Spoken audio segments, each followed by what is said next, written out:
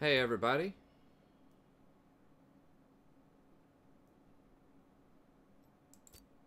Yeah, gotta change our runes around.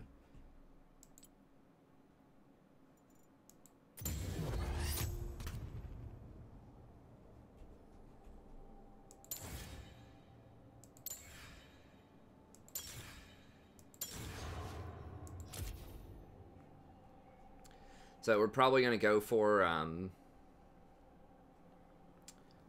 oh, you get 20 ability. I didn't realize you got 20 ability power for that. Oh yeah, because you get 10 with resolve and you normally get 20. Okay. We're going with Taste of Blood. This is kind of a replacement for Second Wind. It's not as much healing, but it kind of serves a similar purpose. Just kind of sustain for lane, so it's pretty decent. It's decent.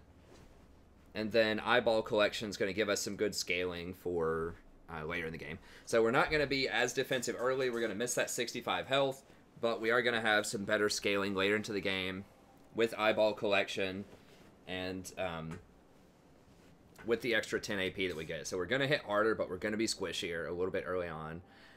You know, I don't think there are a lot of other good options. Like, you can do Precision if you want to. You're losing 6 ability power to do that.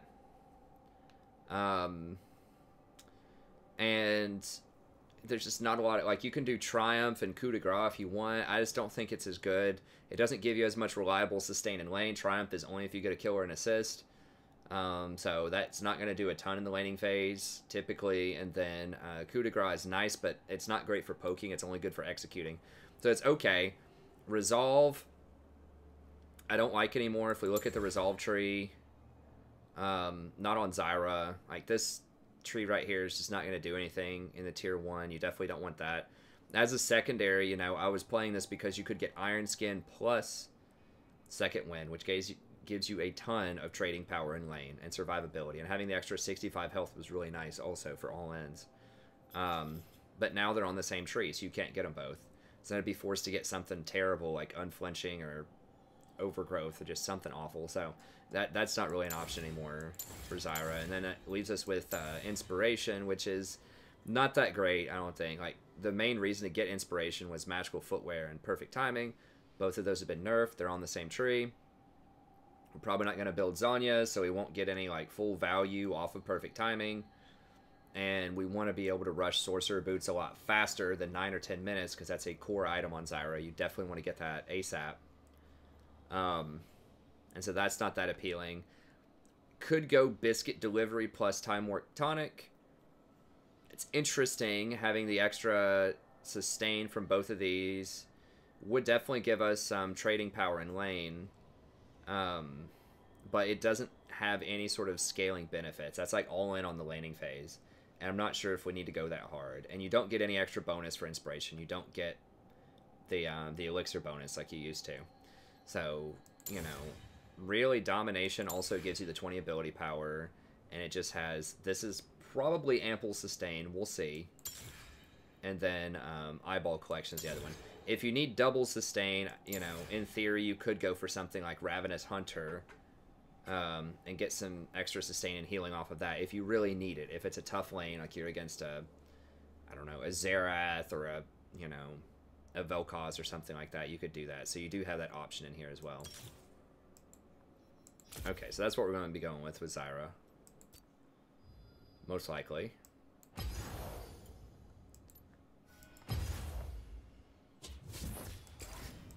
And I did finish, I've just finished a couple of coaching sessions that I'll probably publish tomorrow morning, and then I just finished my AP guide as well.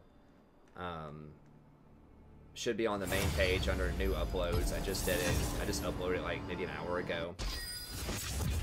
Where I run through and talk about the gold efficiency of all these items, and I talk about which champions the different items would be good on. I didn't like rank the mid champions or anything, or the bot lane champions. I mean, it's basically Zyra and Brand are still the best AP champs. Although Vel'Koz definitely gets more interesting because of the way that Liandry's, the Madness, interacts with his true damage.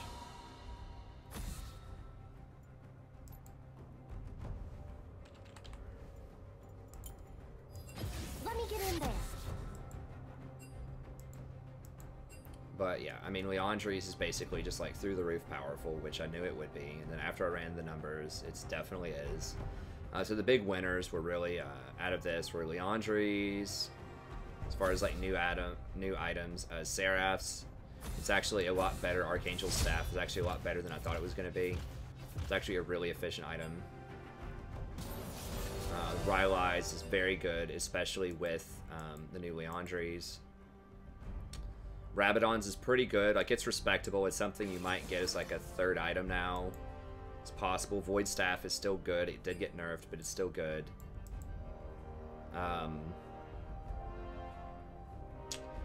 And I think that Twin Shadows is not good. It's a value trap. It's a fun item that you're paying way too much for the active compared to how powerful some of the other items are. And I don't think Spellbinder's that great either in most situations. I think these are both really cool. Like, they have potential, but the numbers just don't add up to other items. You know, when you have like Leandri's, where in many scenarios it's like 190% efficient. And then you have items like this that are like 109, 116. Even in rosy scenarios, it's not looking good. It's not looking good for those. I think the new Morello is not amazing. It's okay. The 1500 gold part is really good. Basically, the old Haunting guys, the new Oblivion Orb or whatever it is good, but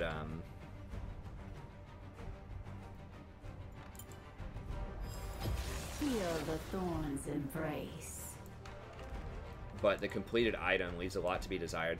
So I'm not sure how I feel about that. I mean, you could just get Oblivion Orb after you get Leandri's, because it does scale very well with Leandri's, because the extra penetration applies to both Leandri's passives. And then go Rylai's, or you could go Leandri's, Rylai's, Oblivion Orb, so that you have a faster power curve instead of having to complete the full Void Staff, which is usually really annoying. Often you don't have enough money in a lot of my games to get 3 full items, so maybe getting that half item is worth. Okay, has this got Play Corky? Guer or whatever? Wait.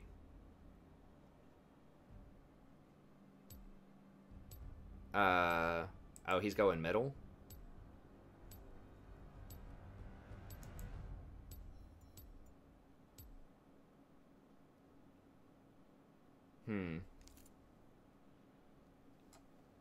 I guess we're playing it. I potentially should have dodged. I wasn't paying enough attention.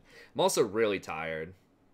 I mean, I tried to look as peppy as I could in the video and, like, in the guide and also in the coaching sessions and stuff, but I am running on, like, 2 hours of sleep and run around all day. It took me, like, 4 or 5 hours to research. Probably, like, 4 hours to research for the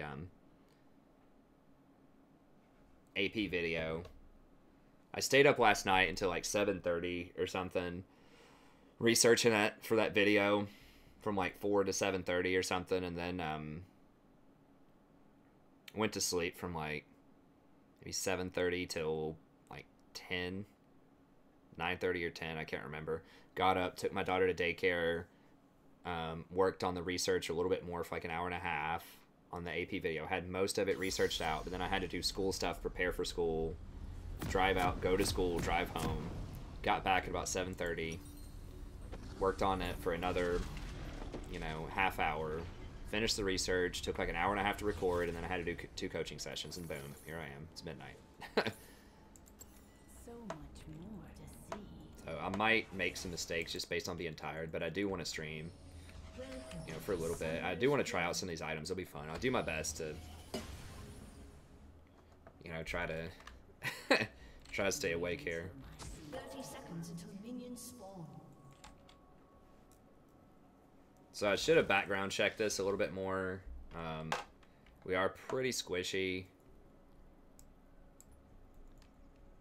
We do have a lot of damage. They have a good team though. Like, Warwick's good. Misfortune in theory is pretty good against Zyra, although AP maybe not as much. Minions have spawned. Careful steps.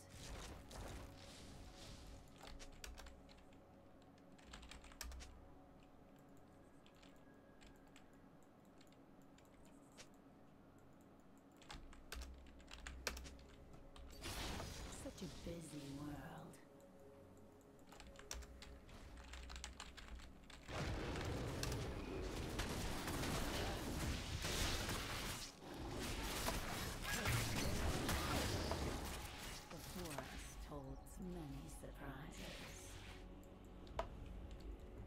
don't think Morello first is worth.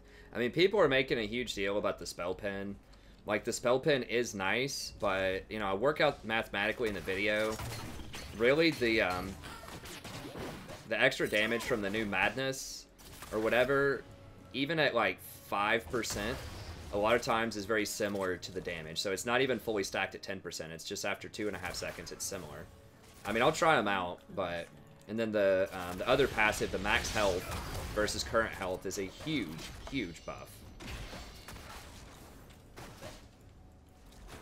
So I would suggest, even if you don't watch the full AP video, if you like playing AP mids or supports, at least watch the Leandri section. Because I think that's the most confusing item for most people. It always is, because it's just really weird. And a lot of people don't know how to find equivalencies for like what that number means. Because it's so weird, like it's based on passives. People just get too caught up sometimes in like AP numbers, and they're like, oh, you know, this other item has far better AP. That passive is worth so much AP in terms of how it actually translates into damage. So I would say just watch that section. I break it down for you, make it very easy to understand. I had somebody debating this with me last night, telling me the new Leandri's was trash, and I should rush like Spellbinder for like 20 minutes or something.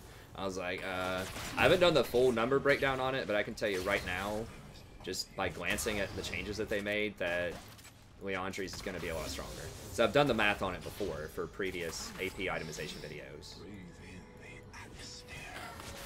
Like, percentage damage on people like Zyra and Brand is very, very strong. And just the way that Leandri scales with Spell Pen, like the passive on it, is very good.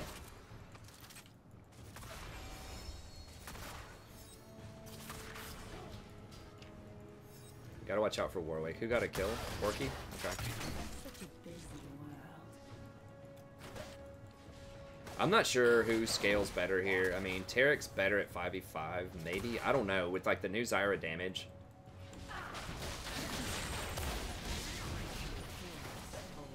I feel like Misfortune's probably gonna outplay Jen.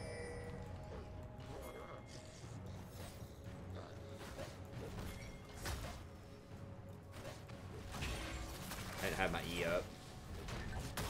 Or he could have turned it on him, probably.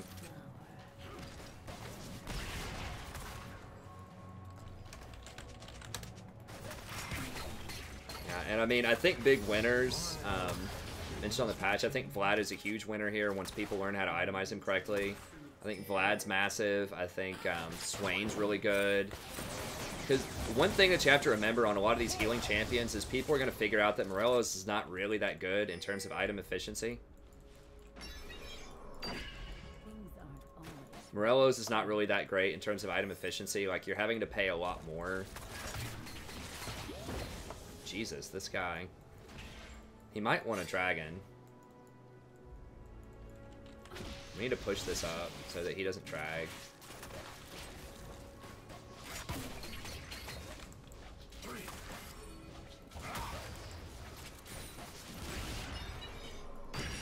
Flash, probably.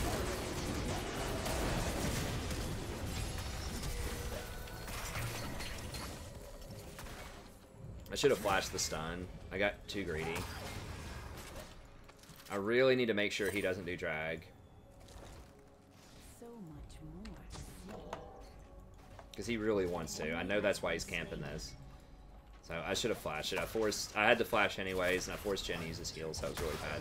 But the thing is, like, these healing champions, people aren't going to buy Morello's as much, or if they do, you're forcing them into a much worse situation in terms of healing, because they're not able to get the other items that are a lot better now.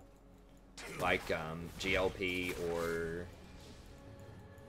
Archangel's Staff or Leandri's. Because before, everyone just got Morello's because it was just so good at everything, and it's just like an afterthought that it stops healing. So people just had that for free, basically. Such a busy one.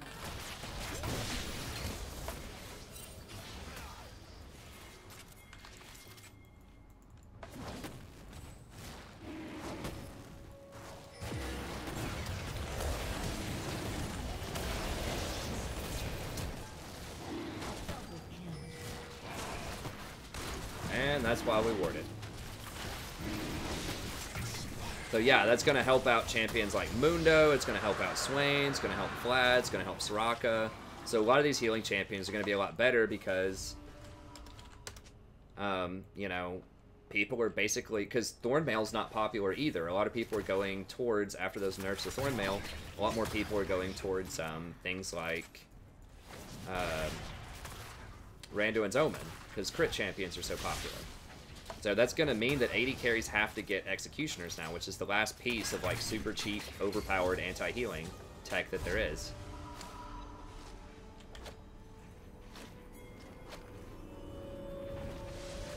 And a lot of 80 carries just won't do it. They'll just be too greedy and they won't get Executioners, so...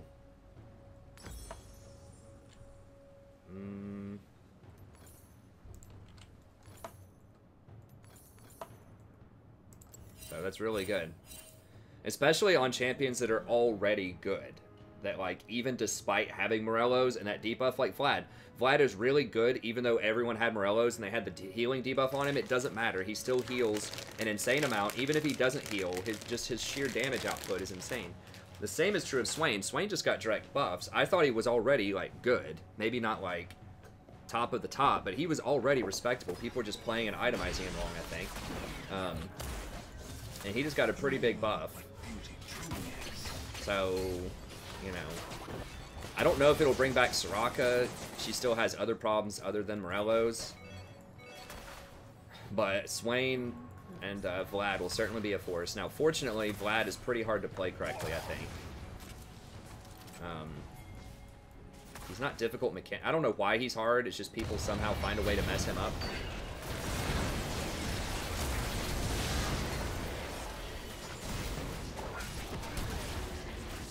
Nice. Okay, yeah, this guy's rocking it on Corky. So yeah, I think that those champions will be good. I think Anivia will actually be pretty good. I was thinking like she might even be viable as support. Probably not. Don't get your hopes up if you love Anivia as support. But, you know, I'd be willing to try her out. The reason I say that is every item that she likes got buffed, pretty much. Like, Tyr got buffed huge, Archangels, way better than it was. Especially for people who need a ton of mana. Deathcap got buffed. She has awesome AP ratios. She has a slow built-in, so she gets full value out of the Leandries, even without...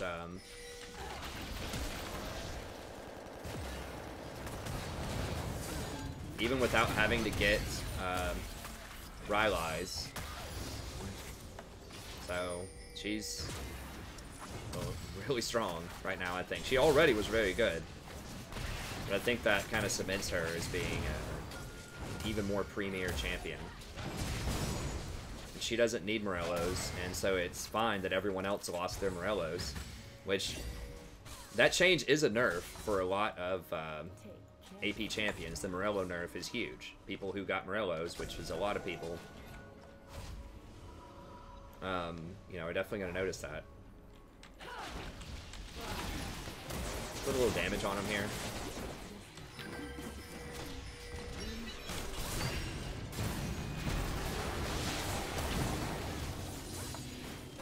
Okay. Yeah, he's greedy, trying to go step on my plant. Okay.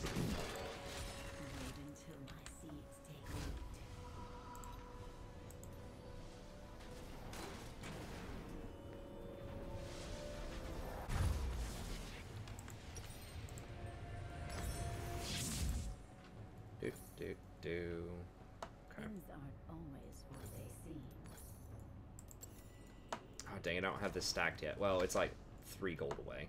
But I'm still only going to have 1 ward. I should have kept my yellow. Or better yet, I should have just pinged Misfortune. I didn't really notice that I was that close. I should have been paying attention. If I just tagged Misfortune once, then I would have had 3 wards now instead of just 1. So that's kind of annoying. Such a busy world. Now I've got Eyeball Collection, which means I should be doing the stuff that I want to do anyways, even more. Which is get wards. Take out the wards.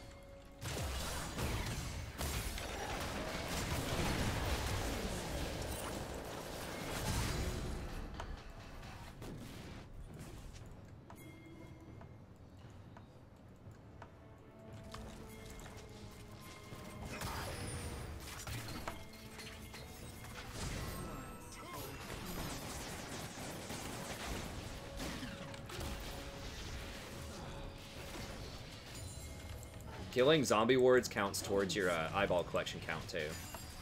So if the enemy has zombie wards, that's a really good counter to it, is eyeball collection. Eyeball collection is still a great bargain. It always has been. There's just been like better stuff most of the time. Is kind of the issue.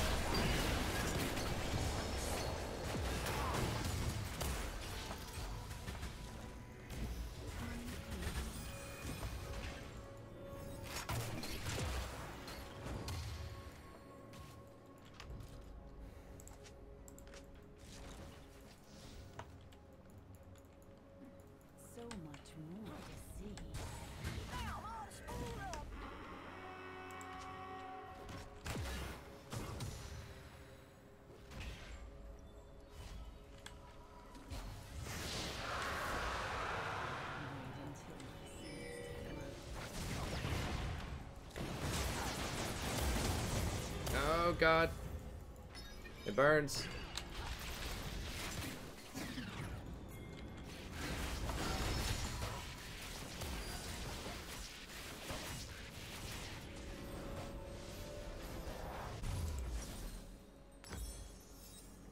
Take careful steps. Alright, we'll try this bad boy out. Don't forget it got plus 10 AP, which early on is a lot. That doesn't completely make up for the lack of 15 pin, but it's a step in the right direction.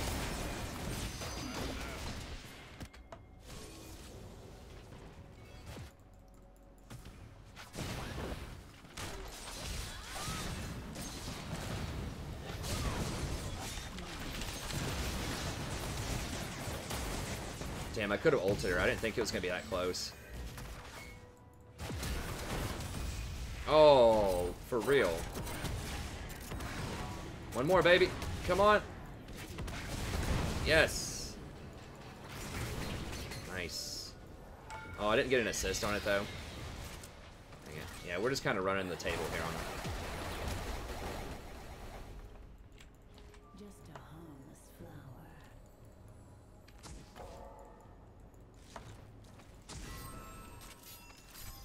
Ha!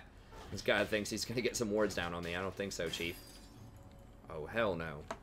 Did I get a point for that? I think it says a ward takedown. So I think I still get a point for that, even if someone else gets the killing blow.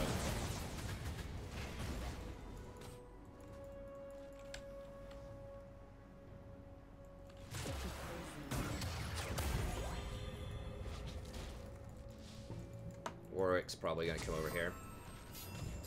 I don't know where Warwick is, so I have to respect that. Things aren't always.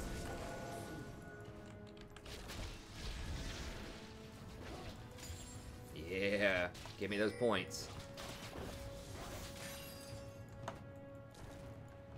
Yeah, it looks like about what I thought. I was like, I think I can fully charge it in about 20 minutes in a lot of games. An ally has been slain.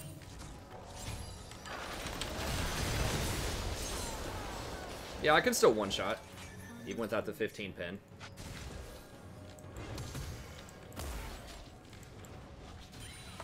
Early on.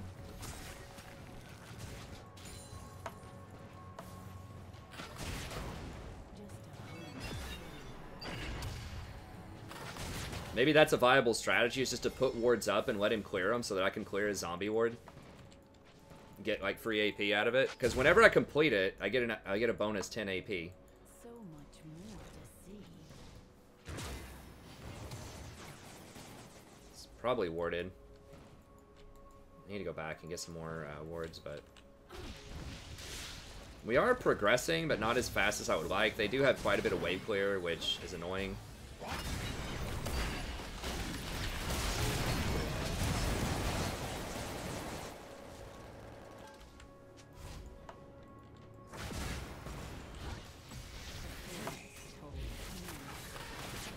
Where's he going? Oh, he's TPing in.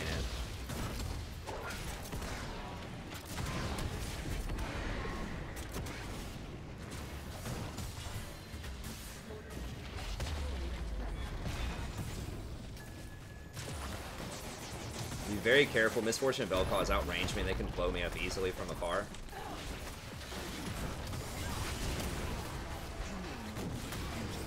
I hit her with the E, but I had to run immediately.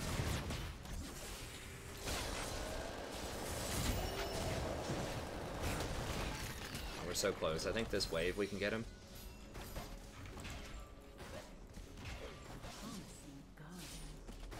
Okay, Graves.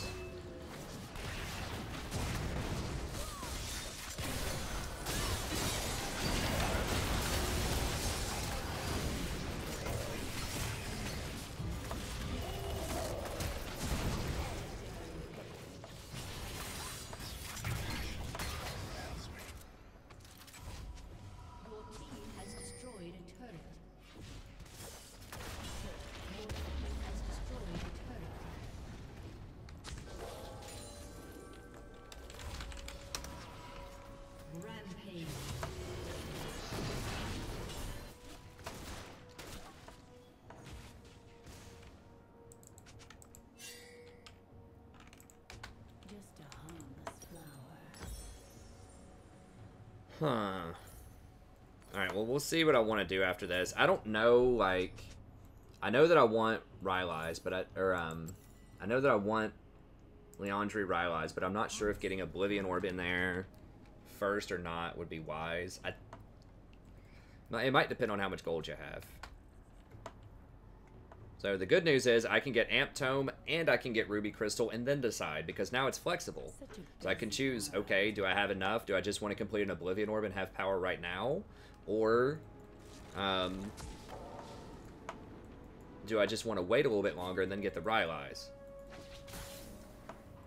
That slow is really, really nice with Liandry's. That means I don't have to use E plants. I can use the Q plants, which are much better most of the time. So I think in a perfect world, Liandry's is probably, or Rylai's is probably better if you have enough gold, but if you just want like a really nice power spike, then... And I'm back on Mana Flow ban instead of Ulti Hat. It does give you a lot more harass in lane. Mana is kind of a problem sometimes in really long trades, I've noticed.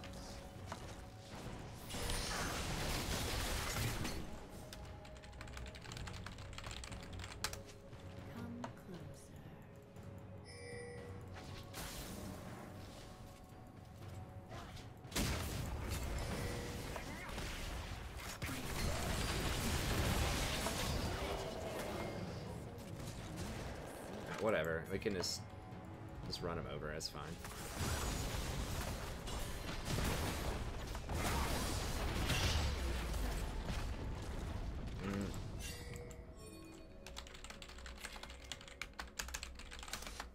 The forest holds many surprises.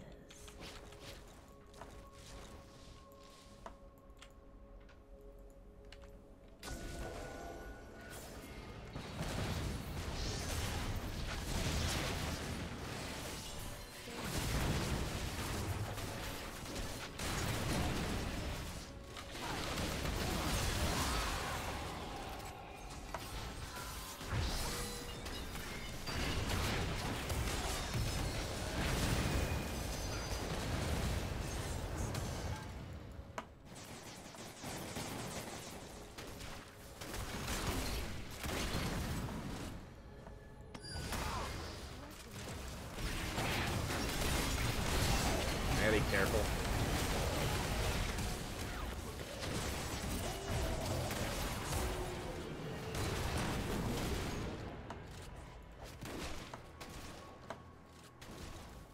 Take careful steps.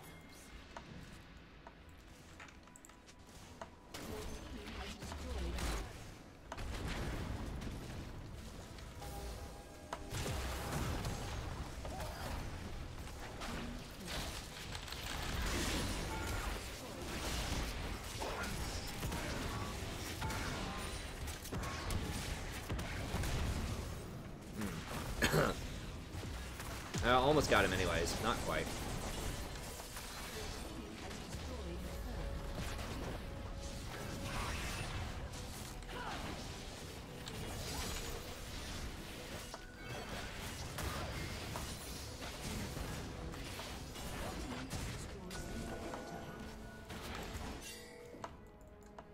That's fine.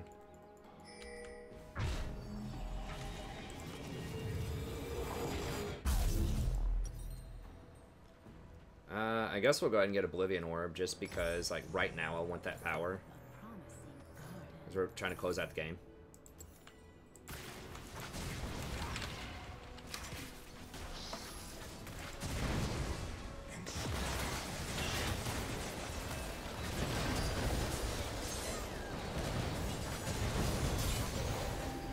We're so far ahead. And they do so much damage. I guess it doesn't matter at this point.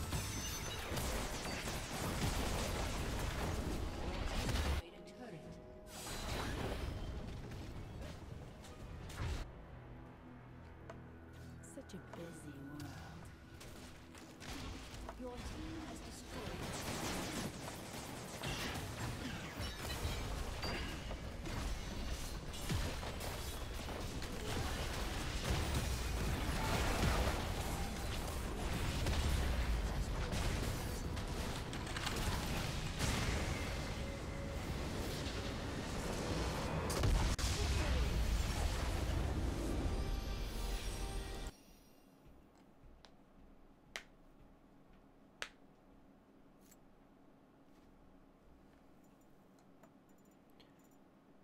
Alright.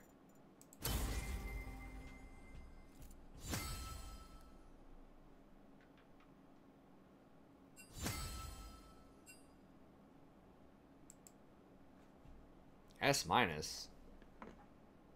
Maybe I didn't have enough kill participation or something. I'm getting 23, which is nice because not only have I been, you know, winning quite a lot the last couple of days, but a lot of those games that I, you know, may have lost, I dodged them. So that means that it doesn't hurt my MMRs. And that way, when I start winning again, even though that one day I lost 23, you know, LP off of dodges, I remember when that was, maybe like Tuesday, maybe Monday. I dodged 3 times. But because of that, I'm probably earning, you know, 23 now instead of 19 if I'd taken those losses. So not only did that save me potentially, you know, up to 60 LP, but it also preserved my MMR so that right now I'm getting a lot every win. So it not only saved my LP in the short term, but it preserved the MMR, which generates more LP in the long term. So you end up earning back that LP that you actually lost through those dodges because your MMR will be higher, and instead of getting 19, you'll get something like 23 per win. Okay, let me grab a couple of questions here.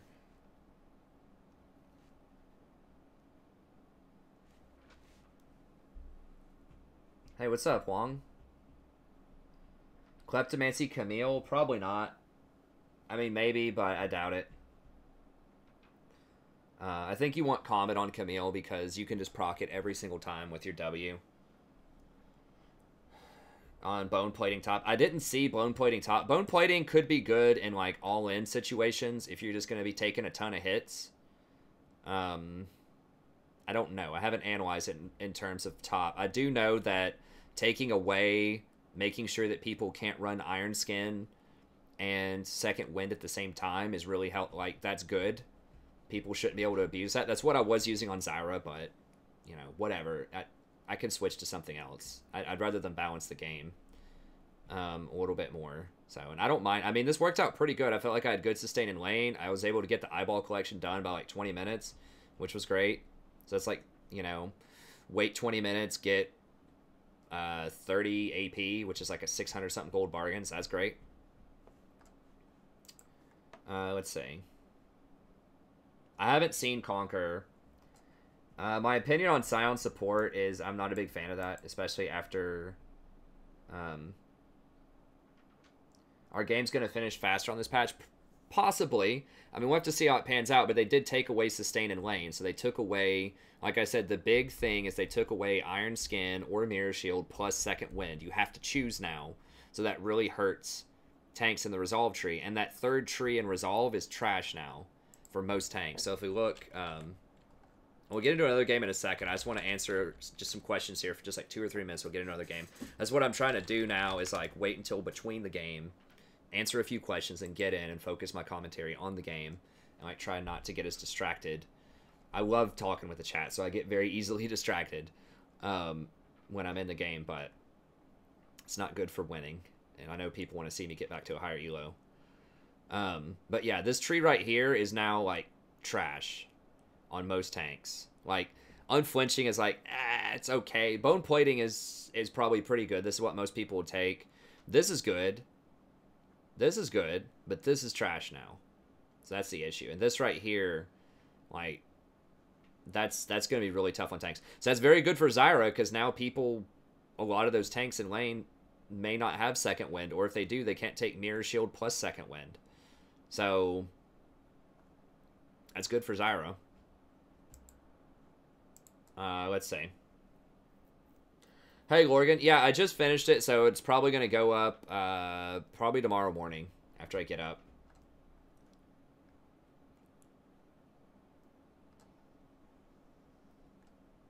I haven't seen Conquer. Yeah, Relic Shield nerf also helps. Any getting out of plat as support.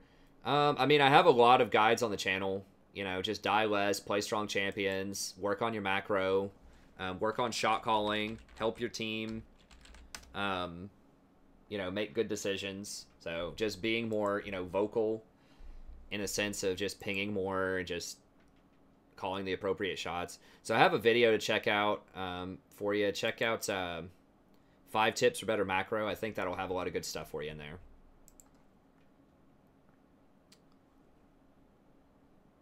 Nice. Good job on Shen. Yeah, Revitalize is good on Taric. Taric and Rakan are okay with the changes to Guardian because they can go second wind Revitalize. That might actually kind of be a buff for them if they go Bone Plating, second wind, Revitalize. So that might actually be a buff to Taric and Rakan. People who can use Revitalize, that's actually pretty good. But for most takes, that'll be a problem.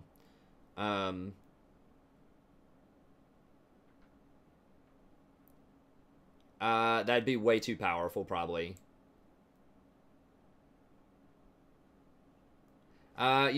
Yeah, I know people say it's annoying. Like, I've spent a lot of time in Plat. Trust me, I've spent thousands and thousands of games in Plat over the years. And the thing is, some people say it's annoying, but if it's a smart call, you need to do it. Here's the thing. Like, yeah, a few people might say that it's annoying, but at the same time, if they're going to lose the game, if they don't do anything, then you have to take a chance. Like, if they're doing the wrong stuff and they're going to lose, you have to take a chance and try to shot call. Haven't played with KSI yet. I don't really play on the PvE that much. I just think Overgrowth is pretty trash. It just doesn't scale fast enough. 8.4 support tier list probably tomorrow. It's a huge list, guys. It takes a while to go over it, and I did the AP itemization video today, and like I said, it took me probably about 6 total hours to do it. Then I did 2 coaching sessions too, so that was 8 hours of non-stream stuff, and then I have 5 hours of stream, so it's like 13 hours today. In addition to teaching earlier today. Okay, let me see if there are any other questions. We'll get into the games, like maybe one more second. Hey, what's up, Morgan?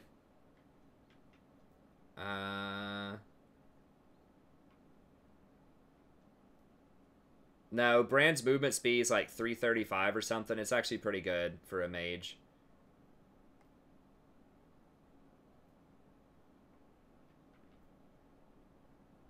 Brand's okay. Zyra's just better.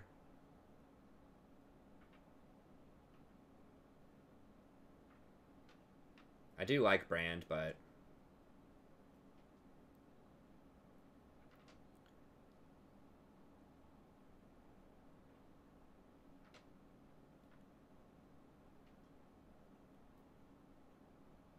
I'm sorry to hear that, Kev. Just stick in there, buddy. Trust me, I know about bad runs. I had a really bad run a couple weeks ago. You just have to chill and just, you know, try to figure out what you can do to improve and just slowly. It just takes time.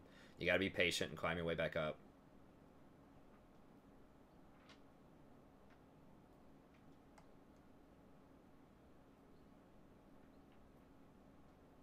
Okay, I think that's pretty much most of the questions I got.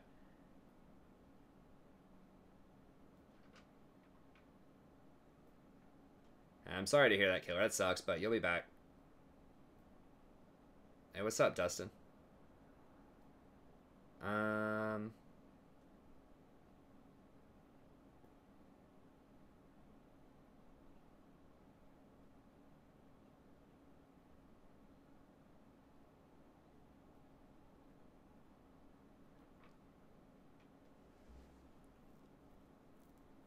Tristana Q buff up to 70% attack speed on Q.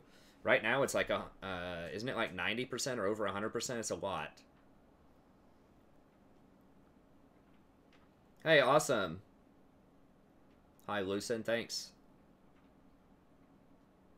Good job.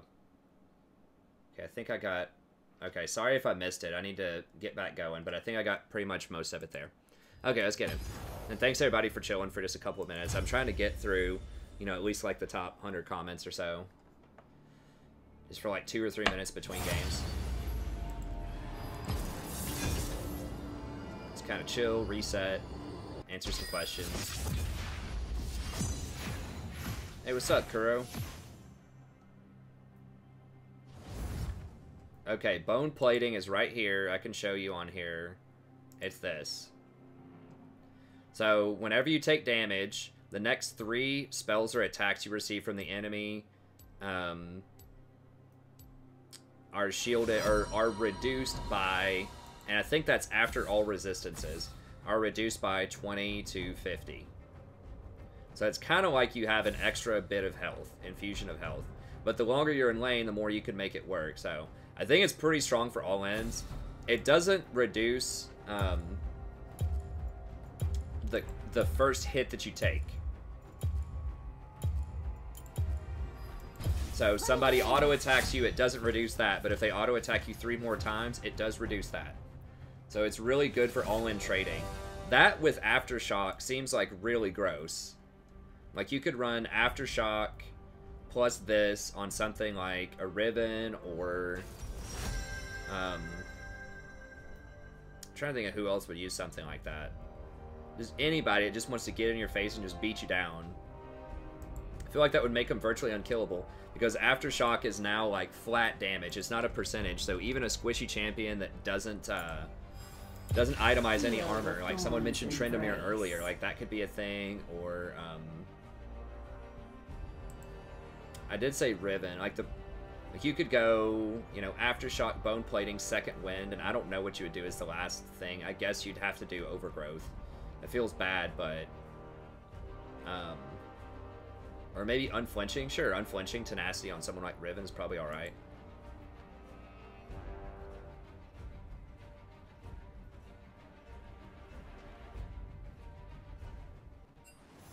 I'm gonna wait a second. I'm not entirely thrilled with a Lux Darius. Not that those are like terrible champions, but they're just not like super top tier right now, so I'll wait a second.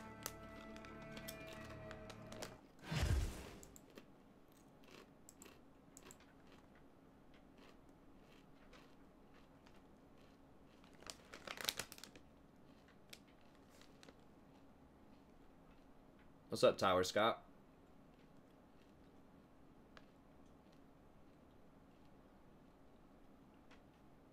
Is something wrong, Spadus? Did you want to donate?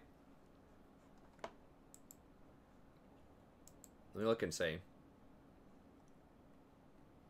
I don't think it is. Did you try to donate and it didn't work?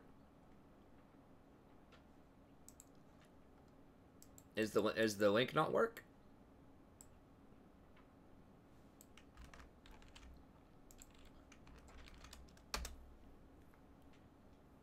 No, it should take you there.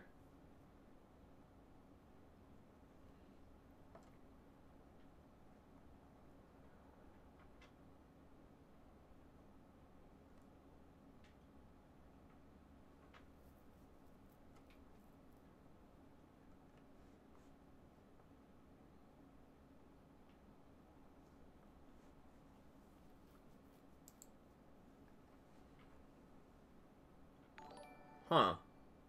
I can link you really quick. Let me link it in the description. Maybe that link is dead. This link works.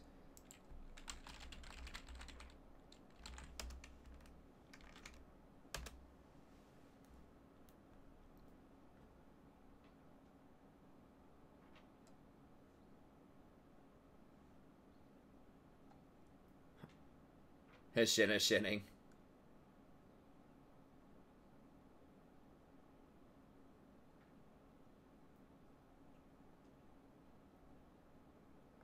Yeah, I mean, they could game it, Kev. I think you're right about that.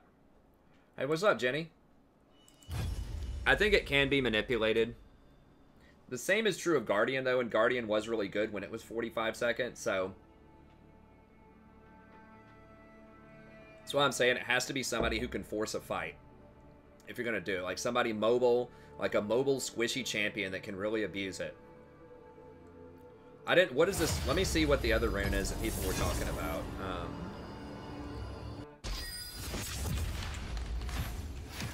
I haven't even had time to look at anything today because...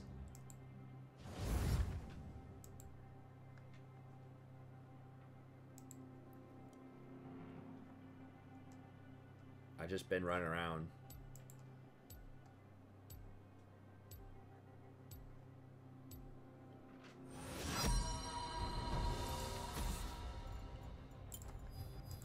Let me get in there. I don't know what to think about Kaisai. She's complicated. I'll have to specifically look at her and sort of see her final numbers. Study up.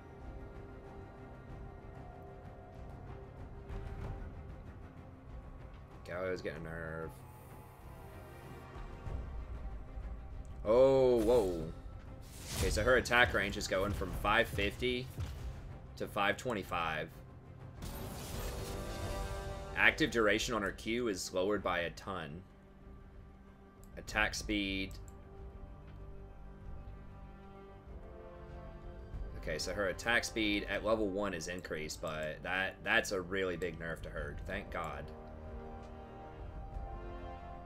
But now her Buster Shot, they're taking down to 100. Now, it doesn't mean that all of that's going to go through. I don't mind her having the Buster Shot and being, like, you know, interesting in that way, but lowering her range, that definitely defines her as a lot weaker early on, which, that's fair, I think. Maybe. This is definitely kind of a move to make her specialized instead of good at everything, so I think that's good. Oh, they're bringing back Shirelia's Reverie. Nice. This is old school. That brings joy to my heart. Oh, it now has ability power though, huh? That's interesting. This was like the OG like Talisman of Ascension. This is like the season 1. This was like the item if you could afford an item between buying 50 wards a game season 1. This was one of the main ones you would get. You would get this and Aegis of the Legion and you were set. Okay. There's a lot of stuff going on here. I'll have to look at all that. Okay, here's the thing people are talking about. After 4 seconds of combat, your first attack against enemy champion grants you a lot of AD. 4 seconds, and 20% of your damage champion's range. Oh my god, their team is scary as hell.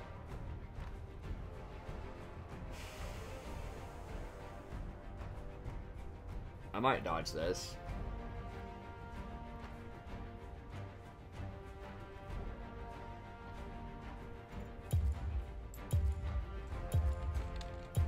I know we've been waiting for a minute, but I can talk about the changes. If we get something goofy in the jungle, I'm going to dodge.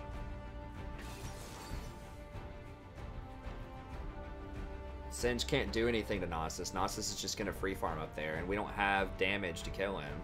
Like, Singe is not going to do any damage. Yeah, I think I'm going to dodge. I can't... Well, I mean, Bard's better than Soraka. Like, I want to see Bard more than I want to see Soraka. Soraka would just give them a free lane that we couldn't even pressure bot lane. That much. Blitz. Okay, that's... It's bad in a different kind of way. I just... Warwick's gonna outscale Rek'Sai big time. Vayne's gonna outscale Lucian. Haha, last test. GG and thanks for inspiration. Tried Syra last night and I sucked. Think I will stay with Rakan and Alice to smile good luck. Oh, thank you so much. Yeah, I'm gonna dodge it. Their team's just too good. I don't see how Fizz beats Anivia either. Like, they just have too much going on there. We don't have an answer for Nasus. We don't have a great answer for Anivia. Like, Blitzcrank's dangerous against our comp bottom. We're going to get outscaled in the jungle. It's just, you know, they have mostly A-listers. Yeah, everyone over there is like tier 1 or tier 2. Yeah, we just their team is just way better than ours. So, sorry. I know we've been kind of waiting for a game here for a few minutes, but we can just wait 5 more, and I'll talk about the surrender at 20 stuff. I didn't use my dodge yesterday, I don't think, and I should be using... Like, you really need to use your 3-point dodge every day. It's a very important resource. I think that was low enough where we'd have lower than a 40% chance to win that, so... I'm okay with that. I'll log back in here real quick. Get that timer going.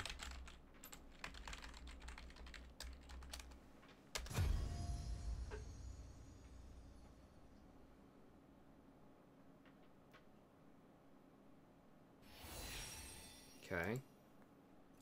Alright, turning back on the thing. Alright.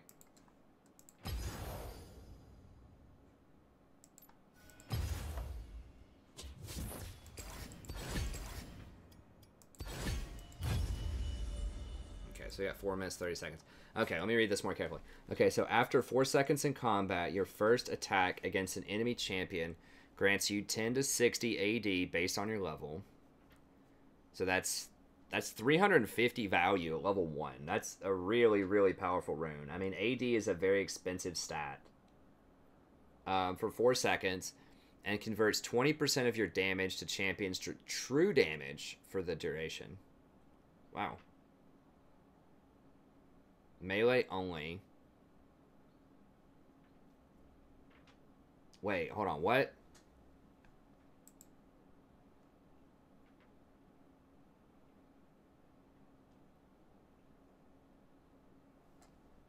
So it stays up the entire time as long as you touch somebody every 4 seconds? What?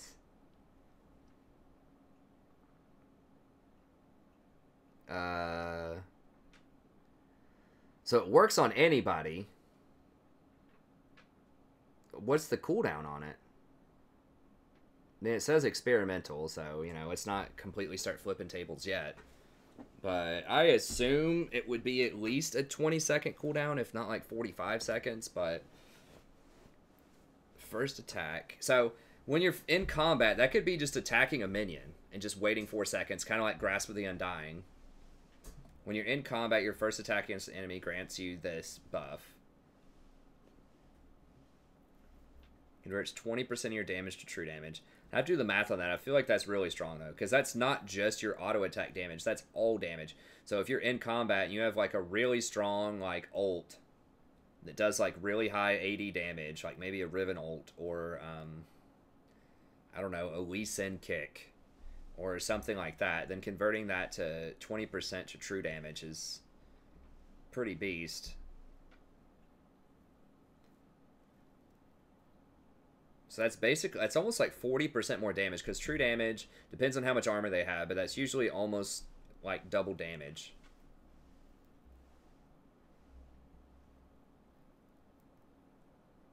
I don't know, maybe that's like plus 20% total damage is what that would be. Maybe that's more accurate. Either way, that looks really good. Even just the bonus AD is strong enough, but getting that extra true damage and the fact that you can refresh it. Yeah, I think they'll probably nerf that a little bit. I guess that's trying to be like Fervor of Battle. Is that what that is? I don't know.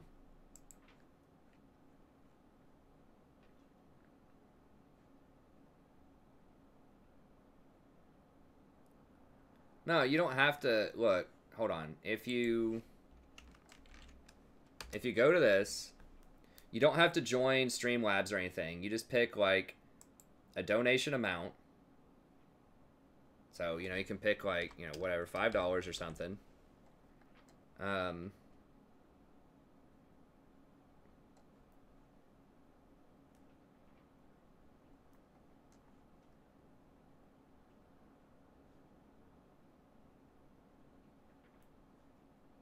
Okay, so I guess you could use a GIF if you want to for free. But, like, you could just click donate. I'm not going to click it because it might, like, I don't remember if I had any kind of, like, credit card information or anything on there. I mean, let me black screen it real quick and I can see, so I can show you what happens when you click on it.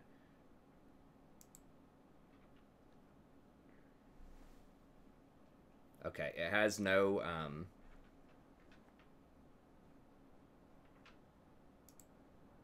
there we go. Doesn't have any kind of identifiable information on here.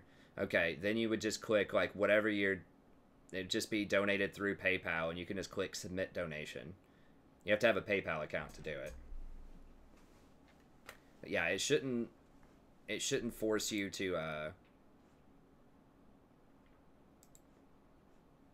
it shouldn't force you to sign up for anything. And thanks so much, Spaz. I appreciate it. Yeah, I'm glad you got it. I don't know why it was acting so squirrely. Alright, we got 6 seconds, and I'll go back in queue. So thank you so much. I really appreciate it. Yeah, Zyra's tricky. She's a little different. I mean, Rakan and Alistar are still really good. So if you win with those, definitely you can stick with those and still have a good time. Hey, thanks, bot. Yes. Yeah, you can skip it. It might ask you if you want to do it. You can skip it, though.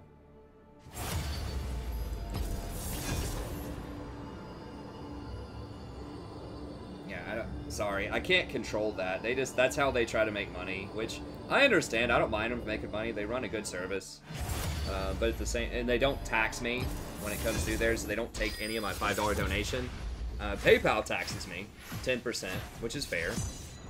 But Streamlabs doesn't tax anything, so, you know, they just ask for donations from people to help their service run, which is legit. But they don't, you know. So I can't control them. They just sometimes will ask you if you want to help them, but you can skip it.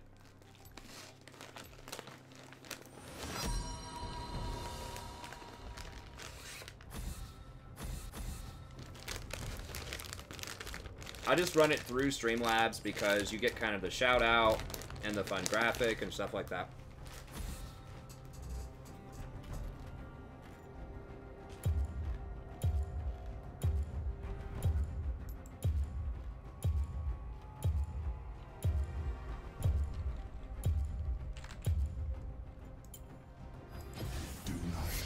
Okay, they banned Fizz. Good.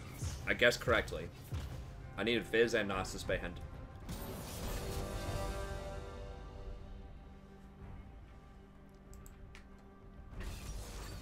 It says, I'm a girl, by the way. Well, here's the thing. PayPal takes 3%, but then they have a flat fee of like, I forgot, it's like 50 cents or something. It's not 50 cents exactly. It might be like 20 cents plus 3%. Anyways, if it's a $5 donation, it comes out to being 10%. They end up taking 50 cents. If it's like a $100 donation, then yeah, it's much closer to 3%. It's probably like 3 or 4%. But they have a flat amount. And that's a certain like number of cents. Maybe it's 25 cents. I don't remember.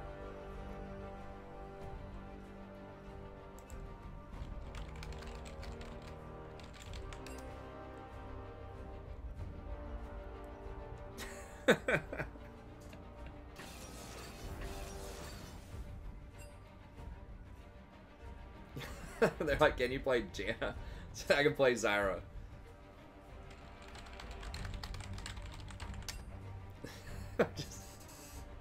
I'll troll her a little bit. Basically the same thing. But she's probably contemplating dodging right now. Feel the thorns embrace.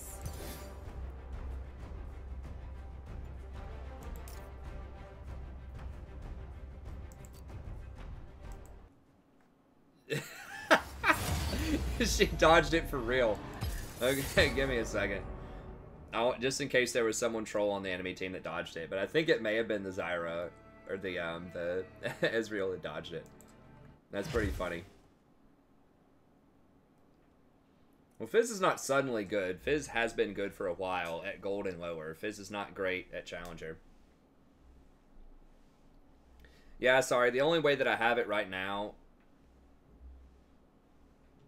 I mean, I think Zyra Varus is a very good lane. I mean, Zyra anything is a good lane at this elo.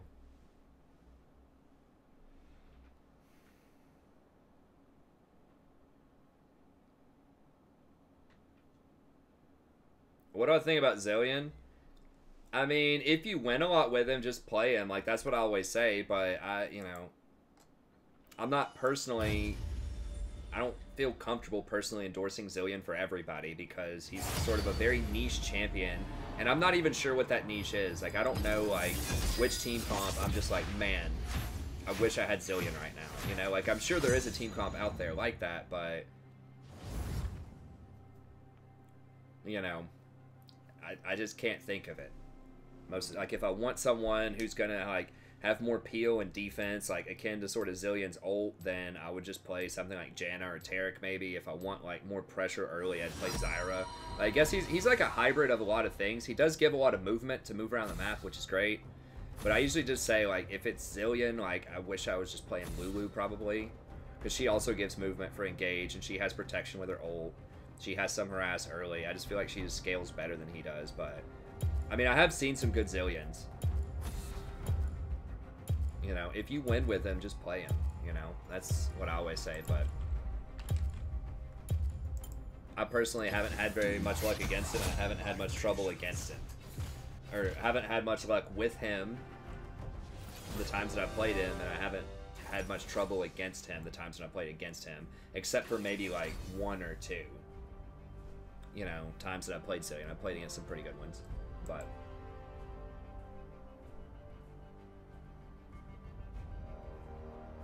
What's up, Obnoxious? I don't know, man. Just keep watching, though. Why not? Now, if you need to go to sleep for school, then, you know, you do what you gotta do. God, can we please just not... Don't want to dodge another game. I can just play a normal, I guess, if it comes to that, but...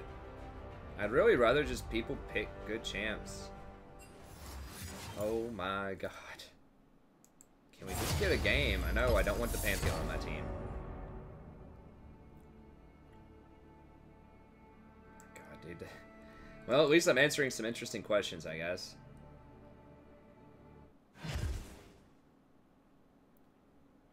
Zillion, I mean, extra experience?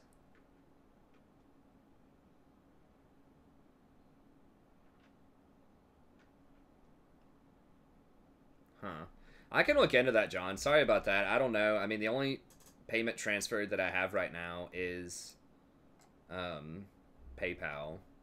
I mean, I could see if I could find another vendor, like, you know, just a backup vendor or something like Google Wallet maybe might take it. But I don't have that set up, so I can look into that for you. I would take it if I was in person. You know, I would take your prepaid card. Let you swipe it on my phone or something, but... Alright, let's go.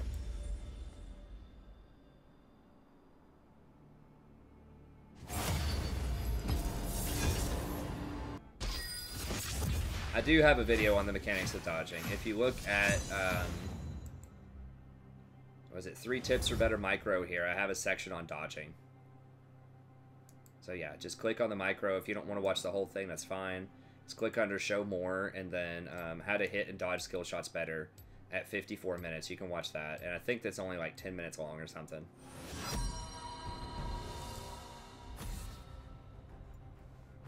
See if someone else bans Trist.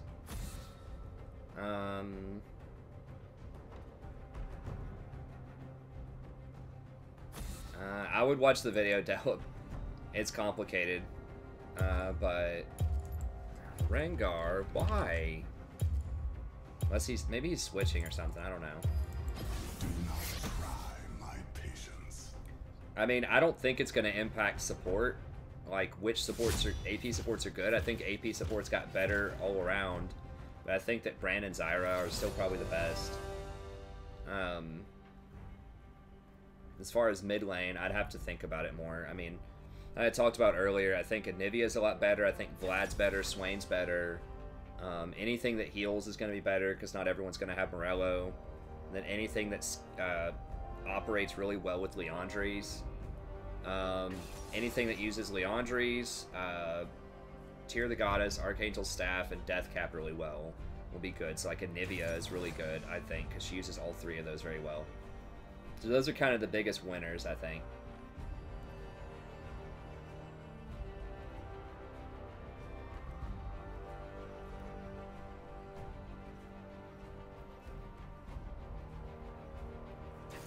I don't understand the Rengar top with Ignite.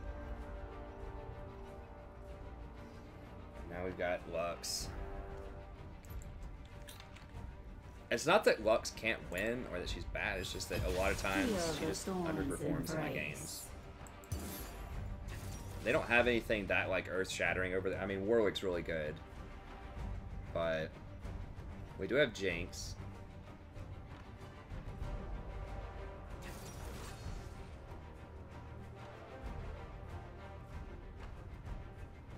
Udyr. Okay.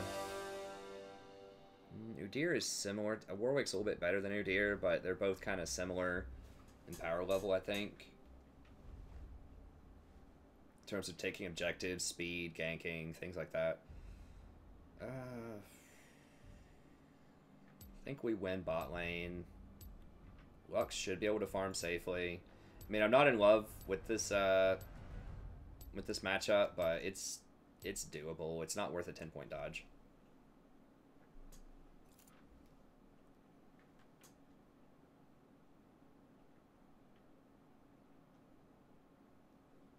Whoa. Okay, either Jinx is in placements or she's had a really, really bad early season, or she was boosted.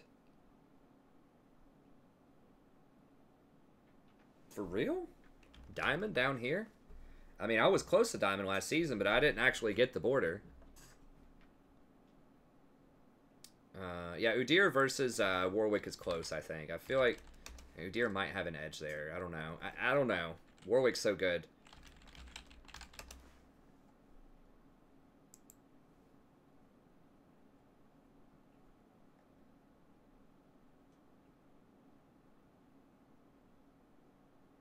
She's 40% overall.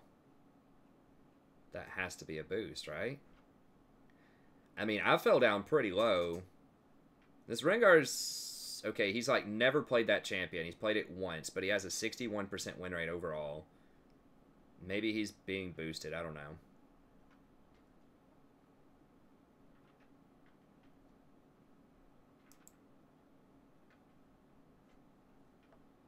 Yeah, he went from gold to diamond. 0 LP. He never spent a season in platinum. He went from gold 5, 0 LP to diamond without a single season in platinum. I don't think so. I'm not buying that. I think he was boosted. I mean, there's no way you get through platinum in one season without a single, like, spending a single season in platinum, just jumping straight from gold 5. I don't know, maybe, I mean, maybe he just duoed with a friend or something. Nothing here, like, screams booster. He doesn't have, like, 70% on, like, a booster champion. I mean, maybe he just got really serious about it and focused up. I mean, nothing here looks booster. I mean, none of these are booster champions. Except for Jace, but it's only 52% on Jace. Ari, maybe. But that's not enough games to boost, I don't think. I don't know. Maybe it's legit. Maybe he's just having a really bad start. I mean, I've had a bad start to the season. That's really odd to me that someone would jump from gold 5 to D5 in a season without, like, at least spending one season in plat. Usually people spend a lot of seasons in plat, like several, before they get to diamond. Platinum's rough, man.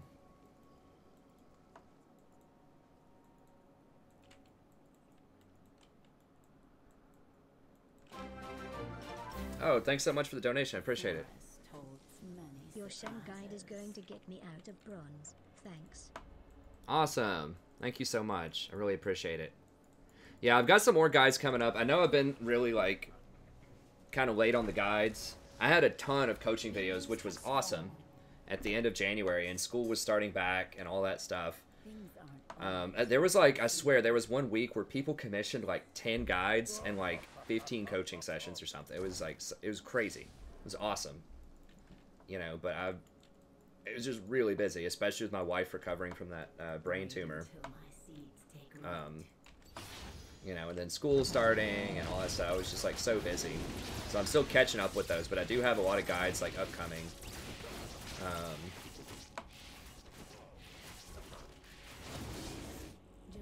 And then, of course, I still have the tier list and patch notes. But yeah, I've got a lot of guides coming. Oh, whoa, they have, like, Cho? Oh, it's Tom Top. Okay, Cho support. Well, that's bizarre.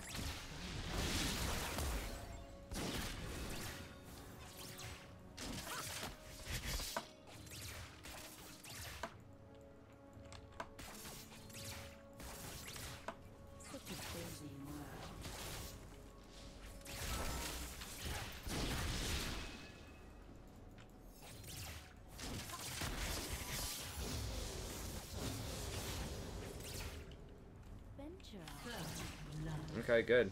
I actually like the Rengar into Tom matchup a lot more than I like,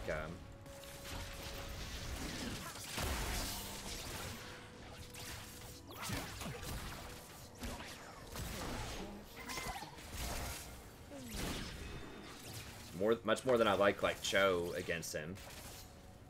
I thought it was going to be also a top Cho middle. Okay, wow, it's working out a lot better than I thought it was going to be. They have a really weird comp. Okay. Looking good, looking good.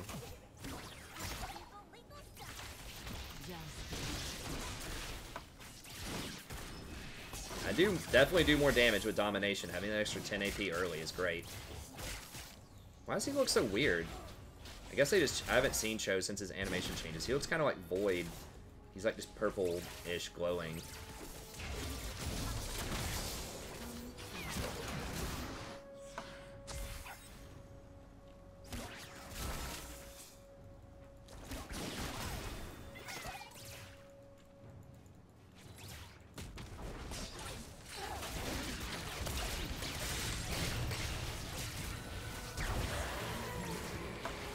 Nice, that was a good trap.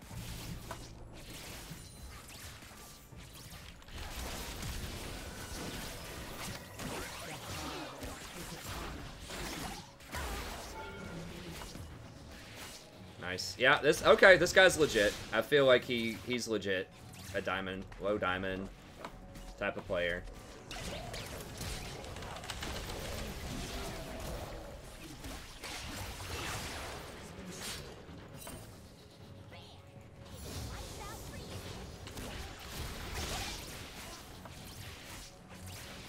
I'm sorry I doubted you, sir. Or ma'am. He's legit. I can tell. So he's turning, like he knows when we have it. He's being aggressive at the right times.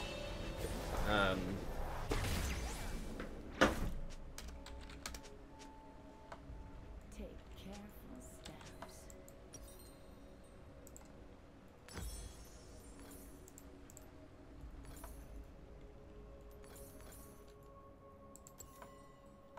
Yeah, like he's being aggressive at the right times. He's turning. He's following up my engage. That's such a huge thing, like in gold, that I've noticed is I'm like basically 1v2ing every lane early on because people just don't trade with me. Like they don't step up, they don't auto attack, they don't even use abilities when I snare. But I snared the Cho. He immediately starts attacking him, drops traps on him, and just keeps going hard on him. He went really hard on that Caitlyn too.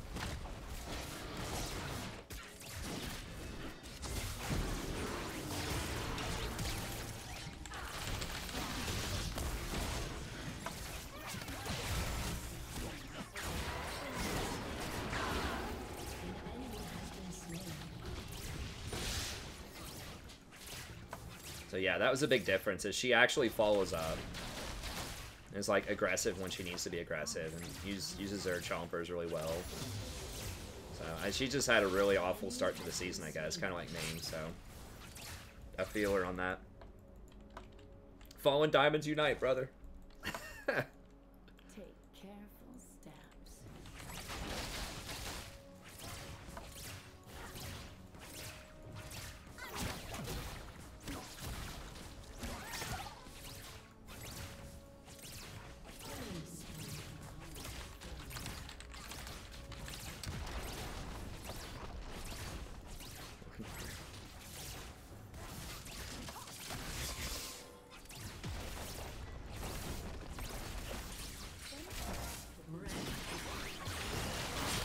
Oh no! Oh god. Oh, thank god I actually didn't hit her with that E. If I hit her, I would have died. Shut down. Where? Okay, Warwick could be here. Back up.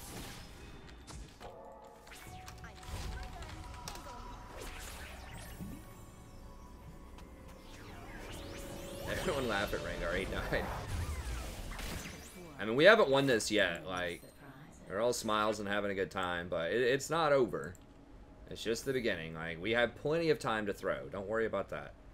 I guess I'll go ahead and get a refillable here since I have a bit of extra. I really wanted to finish my Sork boots, but...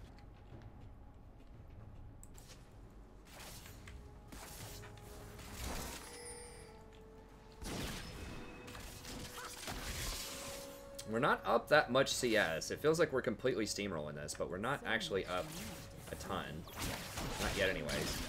Well, she missed that one, and that one.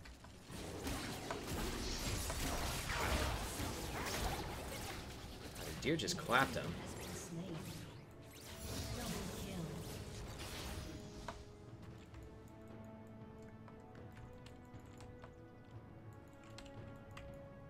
Jesus. I thought that they nerfed press the attack.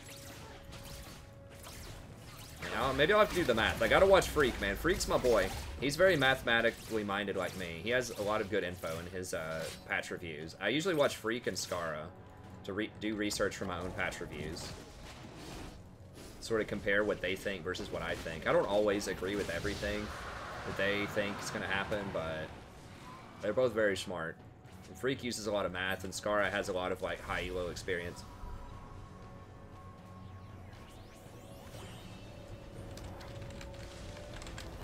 That's a good achievement, yeah. It's such a bad back. Ew. I can't buy anything. They did, you know what? They did smooth out. They added, like I mentioned in the last game, they added a smoother like option. Okay, that's what I thought, but Udyr just completely blew her up. I guess it was just off of his base damage. What?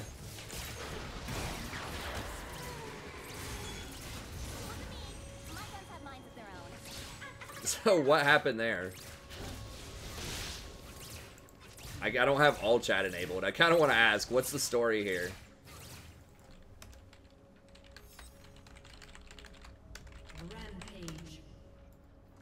Even online, I have to capitalize I. I just cannot do lowercase i's. I just can't. I can't even do it in text messages. I can stand splicing a comma or two. Maybe. Maybe. It's like nails on a chalkboard, but I can deal with it. But I cannot do lowercase i's. Unless I'm like really typing like super fast.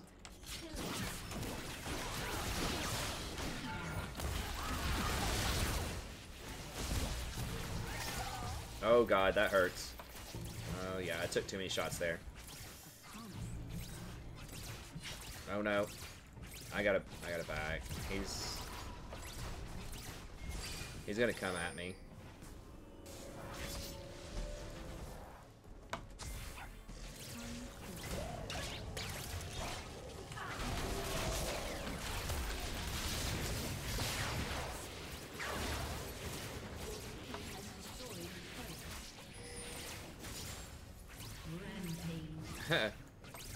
Type I. Yes. Okay. Funny stuff, funny stuff. This dude's running the show with me here. I can see if this guy wants to duo afterwards. He's making a Kudemi. I could see if he wants to duo, maybe. Maybe, I mean, he could just be having a really good game. I don't know. But you have a smoother curve option if you want to. So, you know, you could even just... I mean, you could, in theory, just go for, like, Oblivion Orb and Haunting Guys if you want, like, that super fast power spike. It would delay your Leandries, which is bad, but...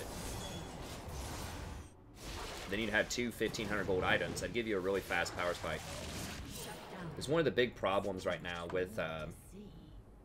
historically, with AP support... is that, maybe he's just lagging, I don't know.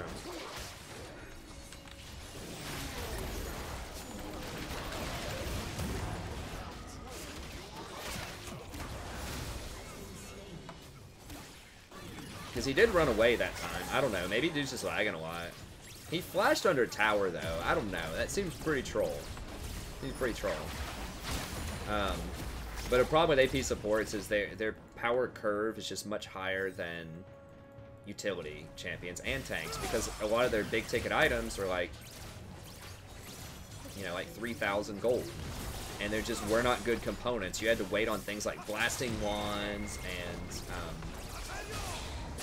Rod of the Ages, and you had really expensive combined costs and all this stuff. And that was kind of the issue, is that like you were just sitting around with all this extra gold or just buying really inefficient items. But now that they have two 1,500 gold items that have a really nice power spike to them, and you have that option, if you want to go early, you can, or you can scale into late. And so you can just buy a bunch of ruby crystals and amp tones. That's nice.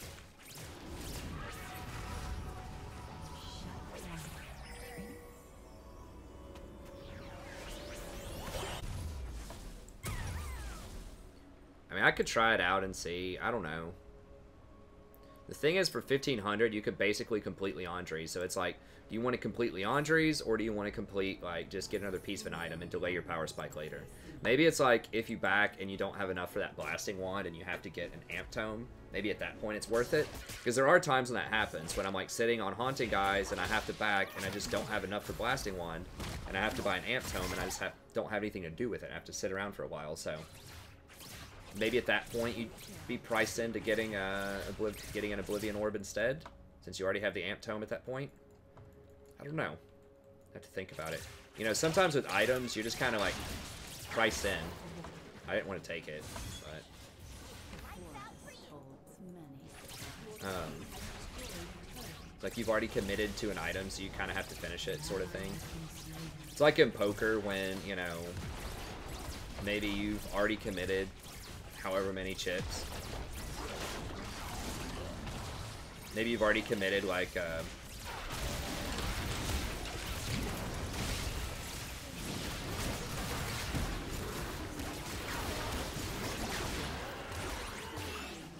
maybe you've already committed, you know, 30% of your chips to a table, and somebody at the very last little bit, you know, makes a 5% of your chips bet.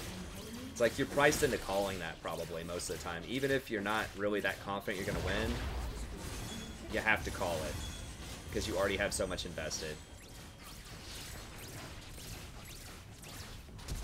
So some people try to value bet you. That's what they'll call it in poker, where they make a relatively small bet like that just to see if they can squeeze a little bit more money out of you. So it depends, but a lot of times I feel like you're priced into calling if it looks like a good value. It depends, but that's what I mean by being priced in.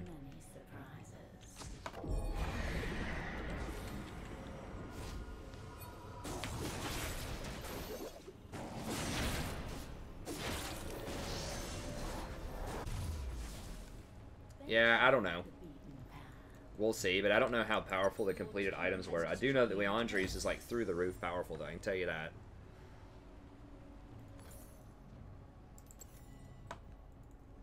I mean, on almost every champion that I looked at when I was doing research for the AP video, like, so many had Leandre's. Like, every single Zyra game, like, that was their item. But even with, like, a lot of other champions, just everybody's running Leandre's.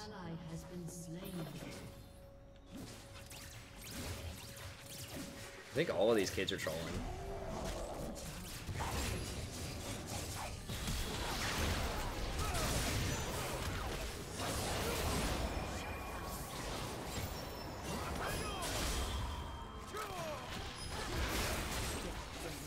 Damn it.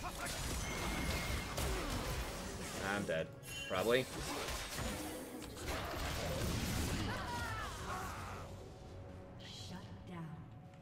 I accidentally doubled back.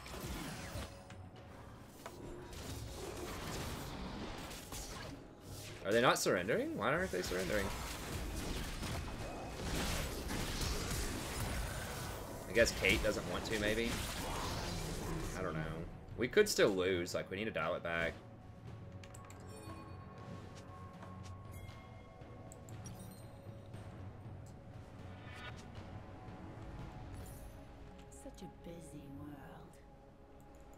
Let me go ahead and sell this. I do like that you can also transition into Rylai's if you want. So all of these pieces are interchangeable. Now you can do Blasting 1. It can be part of Leandri's. It can be part of Void Staff. It can be part of Rylai's. Then Amp Tome can be part of all of those. And then Ruby Crystal can be a part of...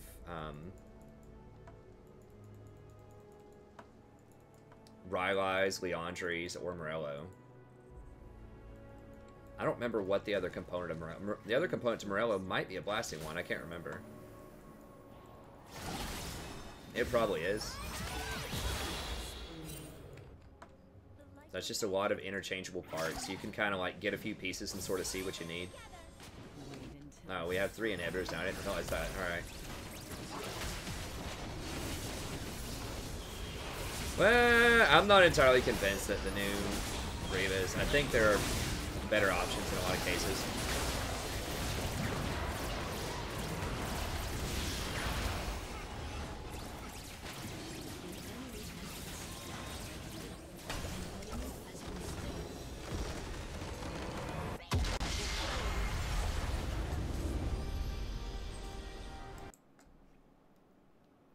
I think the new Morellos is more situational. I think it's like, if they have a really strong healer on their team, you can get it, but...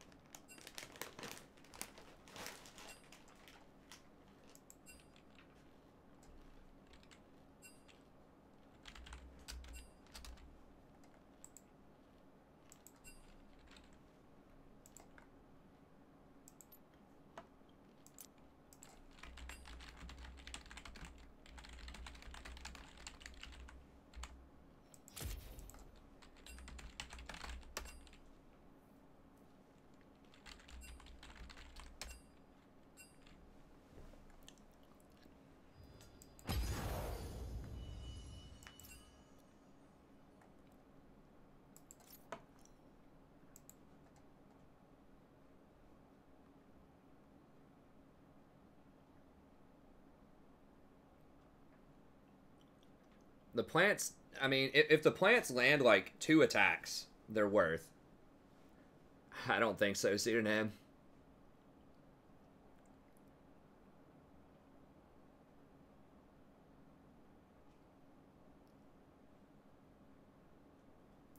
It is damage over time.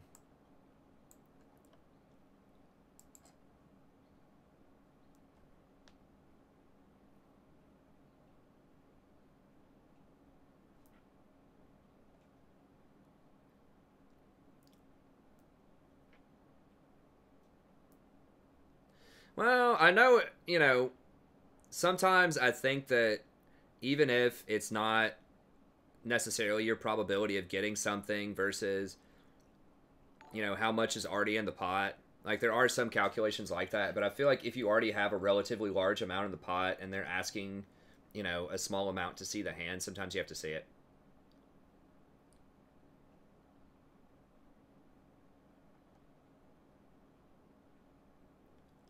If anyone's interested, I just released today AP items on the main page where I break down the math behind, you know, a lot of these items. You know, Morellonomicon, you're looking at 109% gold efficiency. Okay, yeah, Spell Pen is probably an undervalued stat. But, I mean, that's what it is. It's 109% efficient. And that's with me counting Executioners in there. So it's only 100% normally. Executioner adds an extra 9%. If you're taking the piece off of... or adding Grievous Wounds, rather. If you take the piece off of Executioners, it's 109%.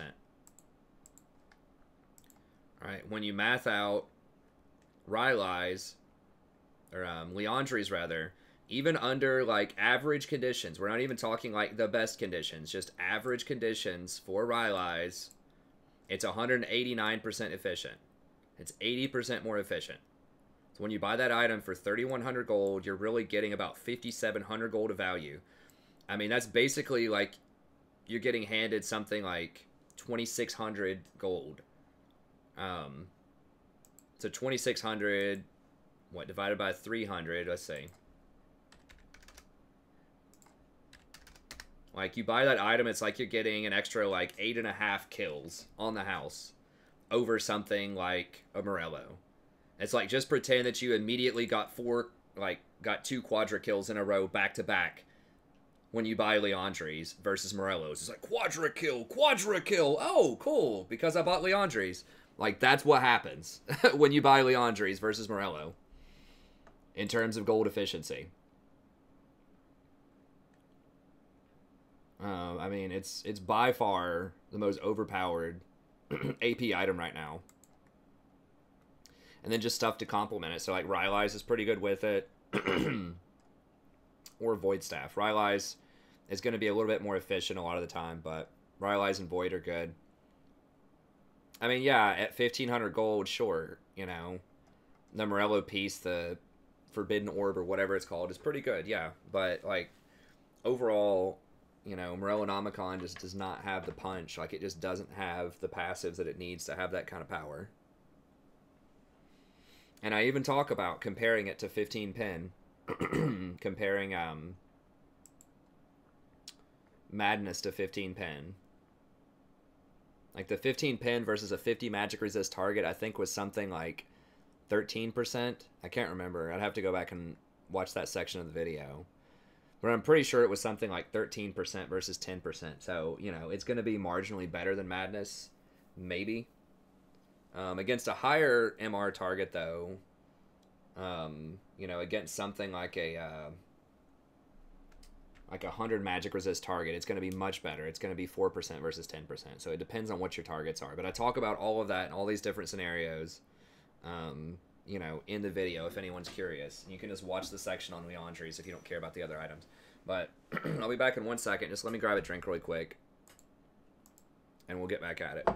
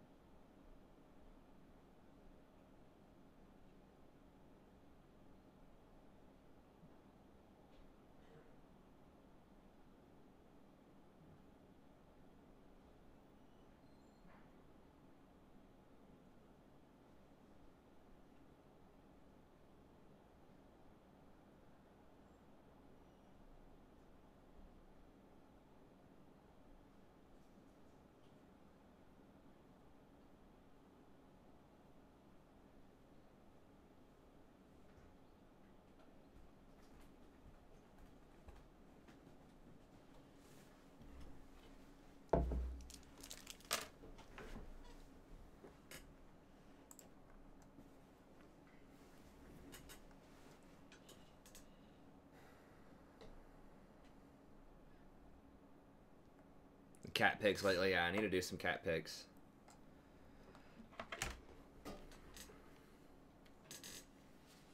No, it's really bad. Twin Shadows is a trap. It's a fun item that's just not worth the value. So, like, the trap items that are probably not worth getting that often are Twin Shadows, Spellbinder, because Twin Shadows is only 77% efficient. You're paying like 600 gold for the shadows. It's not worth. Spellbinder, even in like a rosy scenario where you use it on cooldown every minute, and you use like 20 stacks, which is quite a lot. It's 116% efficient. Morello's 109% efficient.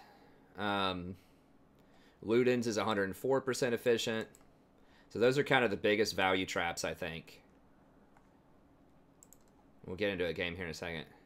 Awesome. Thanks so much, Starwood, by the way, for that Shin guy. That's fantastic. Thank you. Let me see if there's any more questions. We'll get in here.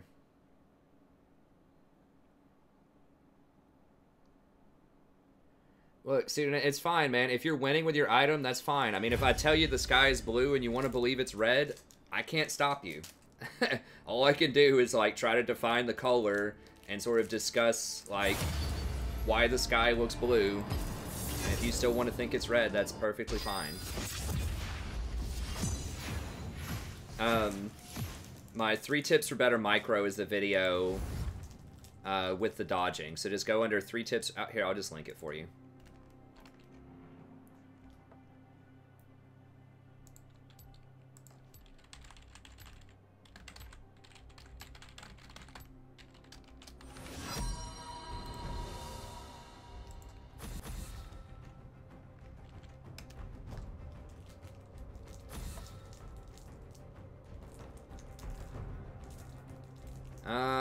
Top lane, probably.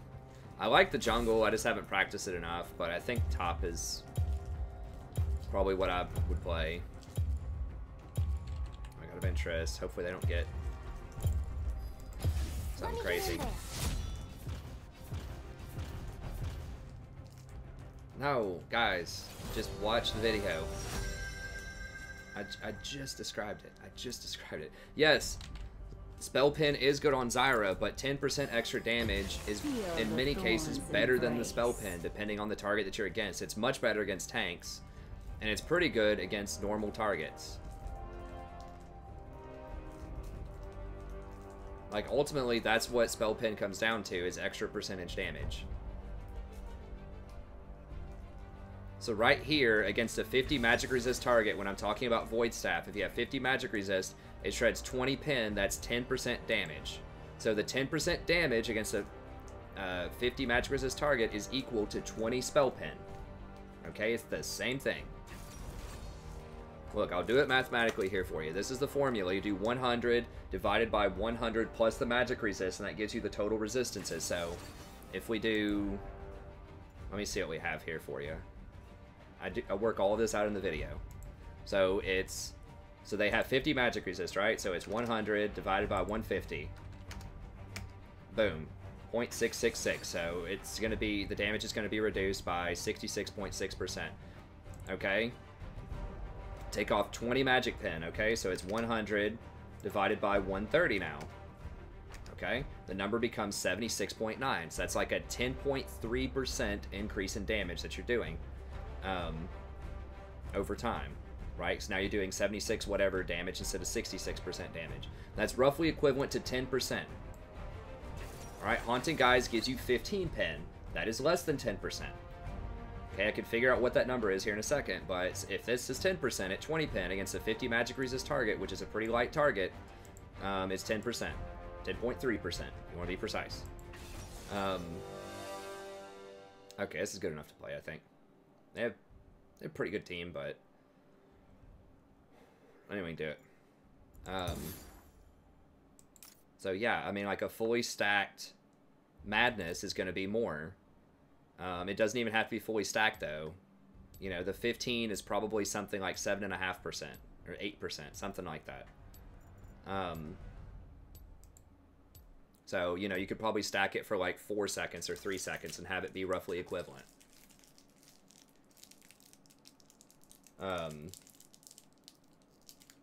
Yeah, so I mean, spell penetration is good, but, you know, I think people are sleeping on just how much that 10% is worth. I mean, 40 spell pen against a 100 magic resist target, which is what a Void Staff would do.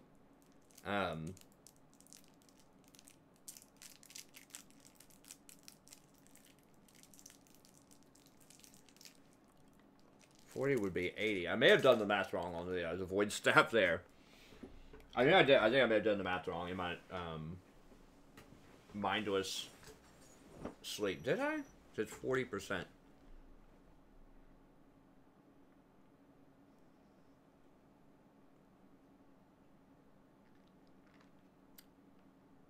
No. I did it right. Because it would take it down to 60. So if we look at... No, I did it right. I'm just psyching myself out there. So if we take it down to 60, so against a 100 magic resist target, you do 100 divided by 200 is 0.5. It's going to block 50%.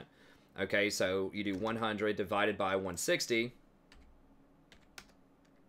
because you take off, you know, 40, and now it's like they have 60 magic resist instead of 100.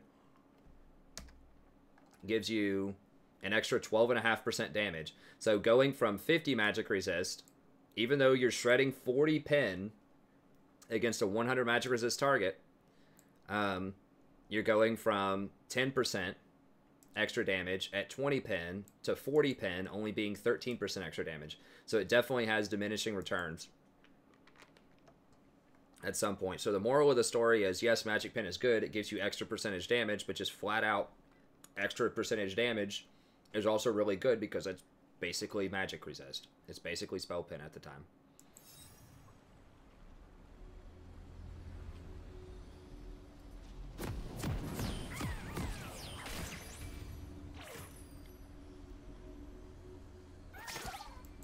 Just watch the video, Dalib. I mean, I have an entire section about it. Whatever you're going to ask, I promise you I thought about it. And I talk about it in there. Welcome to Summoner's Rift. Yes, I do talk about the average value being 5% on the item. I'm extremely generous with the way that I'm interpreting Leandri's damage. I'm assuming that it's not going to be 5 stacked the entire time, that it's only going to, I say it's half the time. So I'm assuming it's only going to be for 2.5 on average that you'll have it stacked. I don't assume that they're slowed the entire time for Leandri's. I just assume they're slowed half the time. So you get like half the value of the, it's like 1.5% of their max health instead of 1% or 2%. So I take pretty generous scenarios. I assume that the spell that you would be modifying with AP, when I do the calculations, I assume it's only a 0.7. There are a lot of spells that are much lower than that, especially on Zyra and Brand. So it's even better on Zyra and Brand than it is on sort of your average AP champion, because they have really high base damages and really low AP scaling. So it's even more efficient on them. And I go over all of this in the video, all of it, in a lot of detail.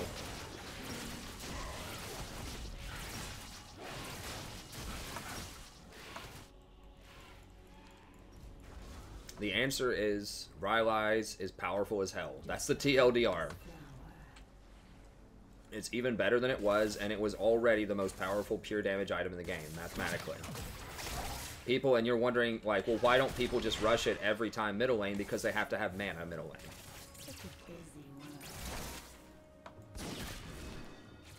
That's the biggest thing. A lot of champions would get it like second or third item, though. You know, it depends on the champion, but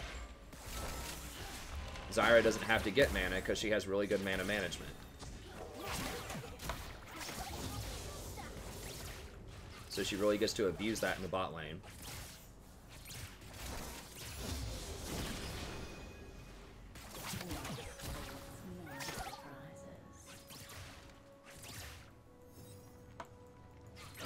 You might say, well, why don't they play Zyra middle? Because she's not as good middle. She's much better on really low income compared to other supports, and she's much better when she has a partner with her, because she doesn't have great escapes.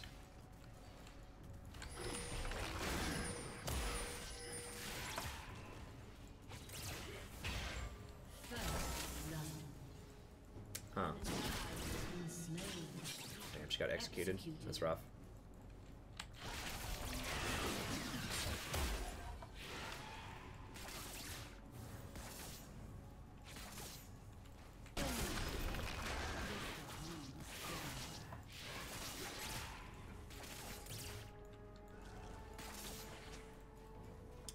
I mean, you don't have to take my word for it. You know, like I said, you can buy whatever you want. You know, I spent like an hour and a half. I mean, I literally spent like 4 hours researching for that video. It's crunching the numbers, really reading and comparing different ideas and stats.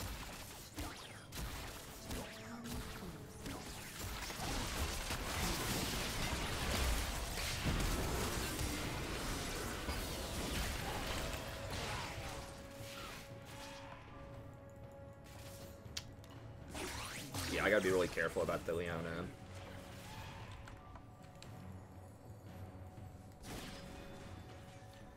I mean, you don't have to agree with the scenarios as I draw them up, but I think it's pretty reasonable assumption. You ain't gonna see a lot of Leandries. I'll tell you that.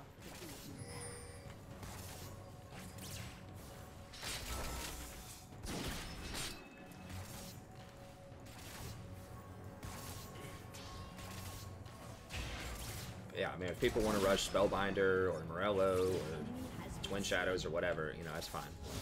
Whatever suits your fancy. All I can do is tell you I don't recommend it, but if you want to play it, it's fine.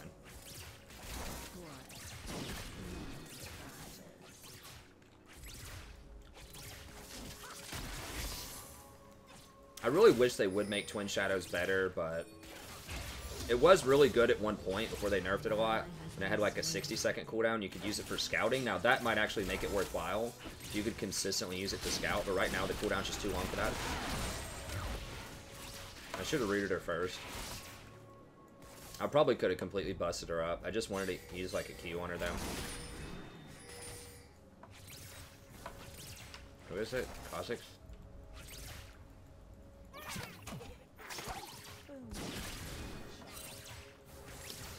It might be on Dragon. Skarner's playing top side, so they're gonna get Dragon, and he's gonna like counter their blue maybe. He's gonna get their wolves, and they're gonna get Dragon. Sounds good.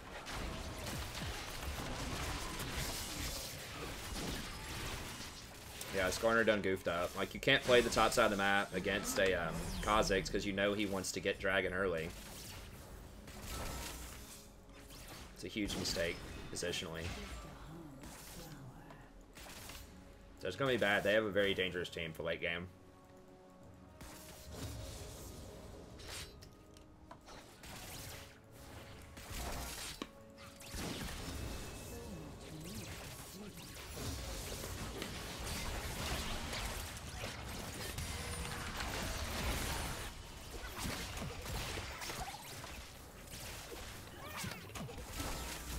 I should have maybe turned around and popped the Kate and then run.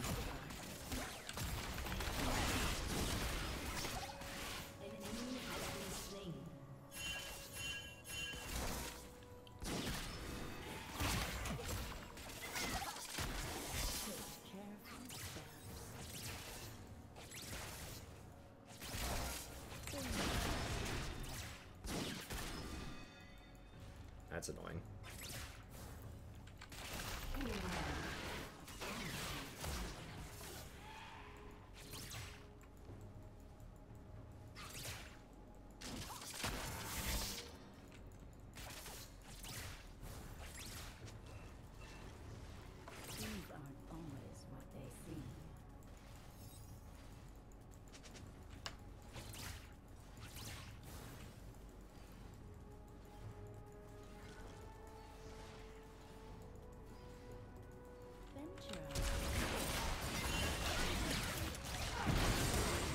I'm dead. Cassiopeia. This Cassiopeia is just running all over.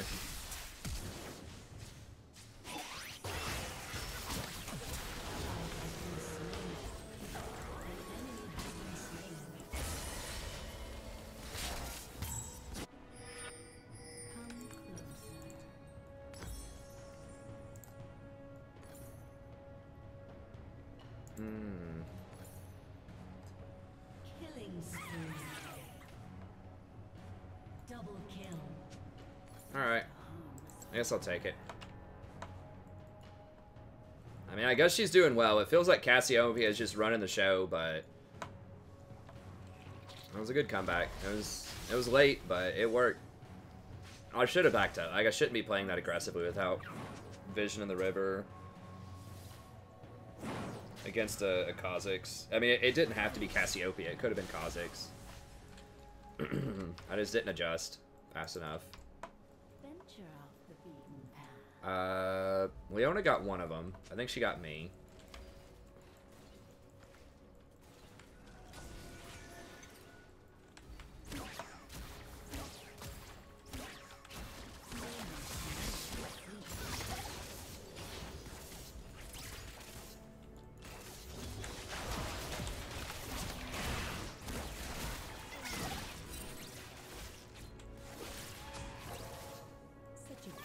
Did she pink ward that? I think she did.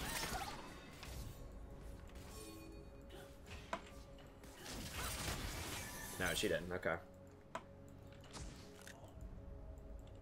Come closer.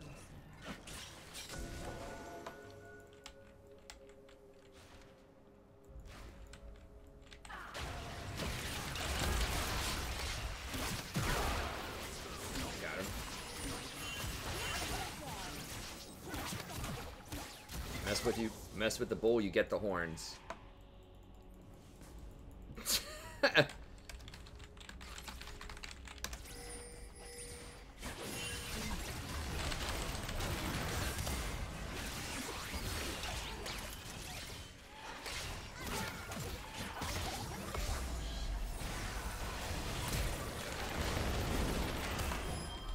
No, no, no, no, no, no, no, no, no! Why?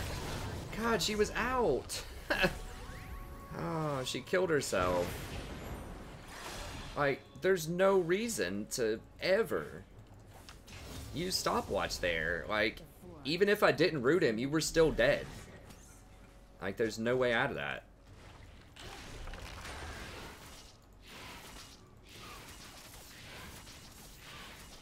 Like, if she just kept walking and didn't stopwatch, I had her out. I pinned him while he was invisible. He was already running away. And then she's like, oh, I self-stunned myself for 2.5 seconds. Let me go ahead and, And he's like, oh, cool. I guess I'll come back.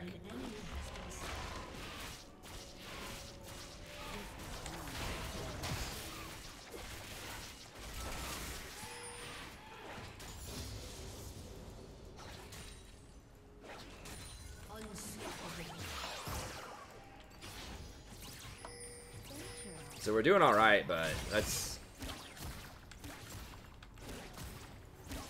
you know, just don't do that. I think most of the time, like, people, like, I swear half the time when people stopwatch, they actually hurt themselves more than they help.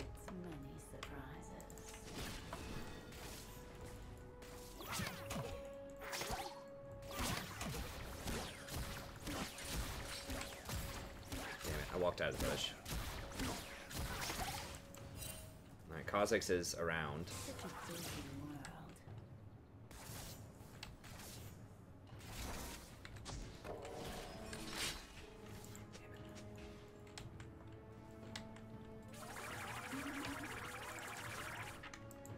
Is Kha'Zix down here?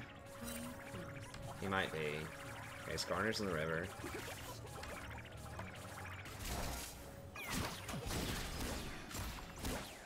Kha'Zix is in the river.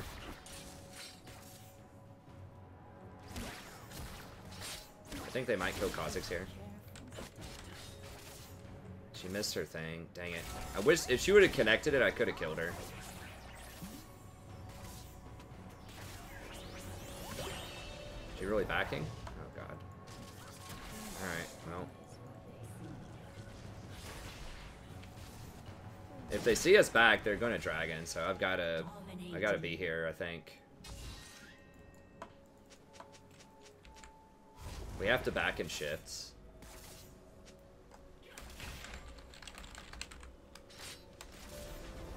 Because I didn't want to risk them just rushing dragon with Kha'Zix right there.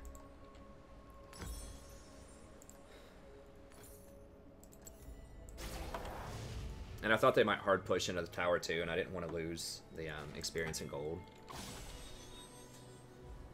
I think sometimes, you know, too often we just automatically back if everybody's backing. I know I'm guilty of that sometimes without thinking, hold on, someone needs to actually defend this tower. Hold on, someone needs to defend this objective. And then just back in shifts. So usually you want to synchronize your backs, but you know, sometimes you gotta think outside the box a little bit.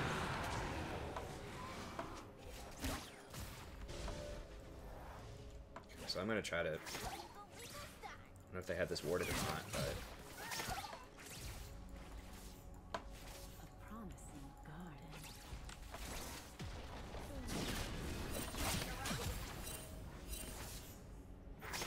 they're all missing. We do have ward coverage, but don't taunt, dude. Like, if you taunt like that, it basically says there's somebody here, they're going to gank you. Or like somebody's doing something sneaky if you taunt like that. Now Leona's here, so we gotta be a little more cautious. They probably warded this before they back.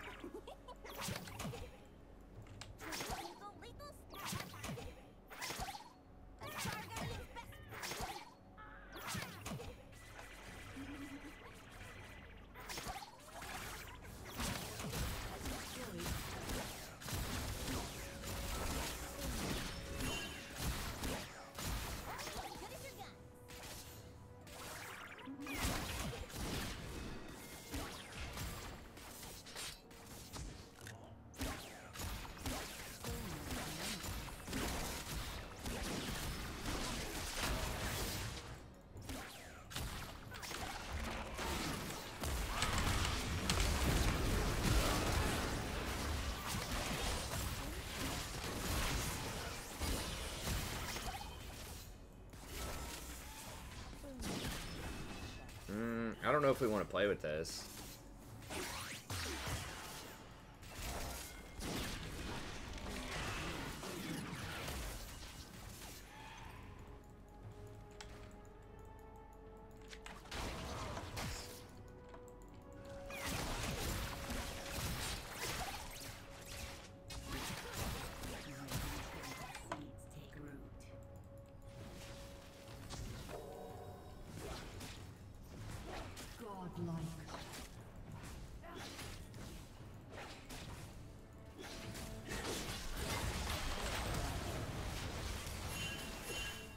It's fine, whatever.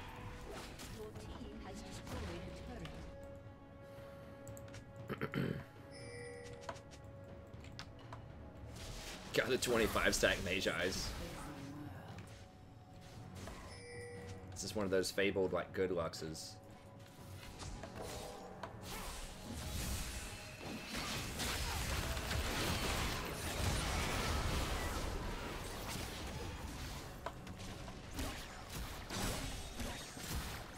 Mine.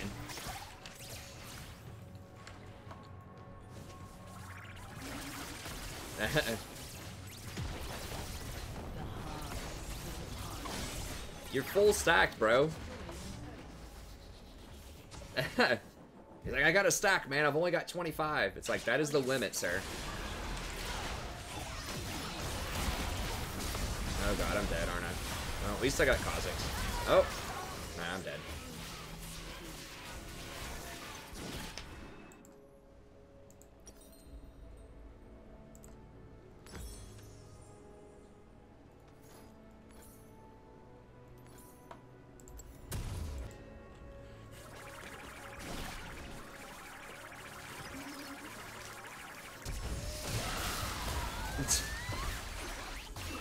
Oh. The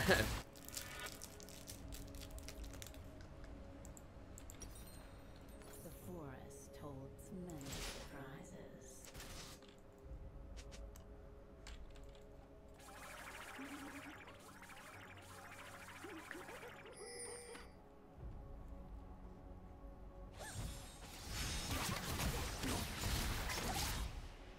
So much more to see.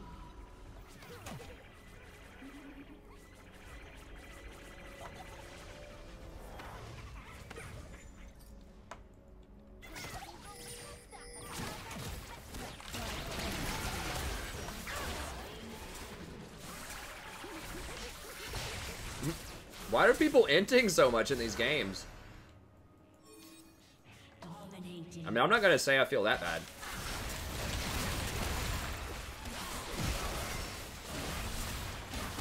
Holy crap, why can't we kill her? What? Would it help if I apologize? Okay.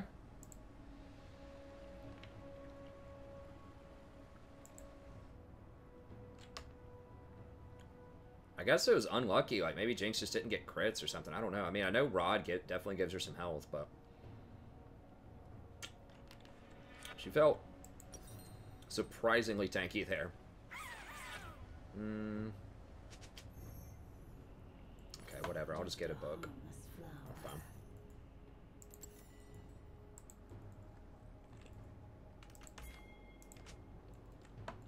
Your team has destroyed a turret.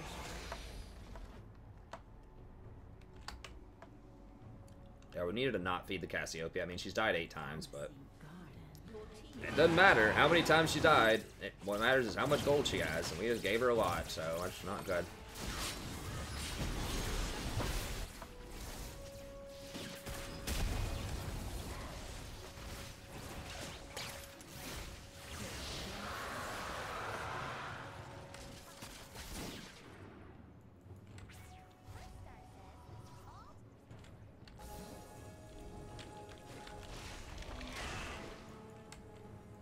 Such a busy world.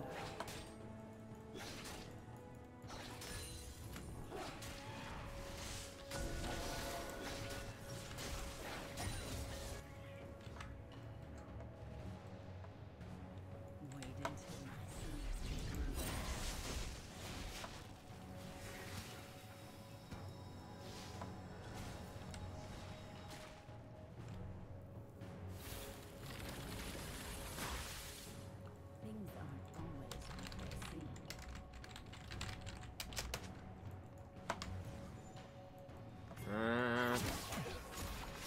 probably need Leandre for that. Oh, man, if he grabbed him, we definitely could have banned.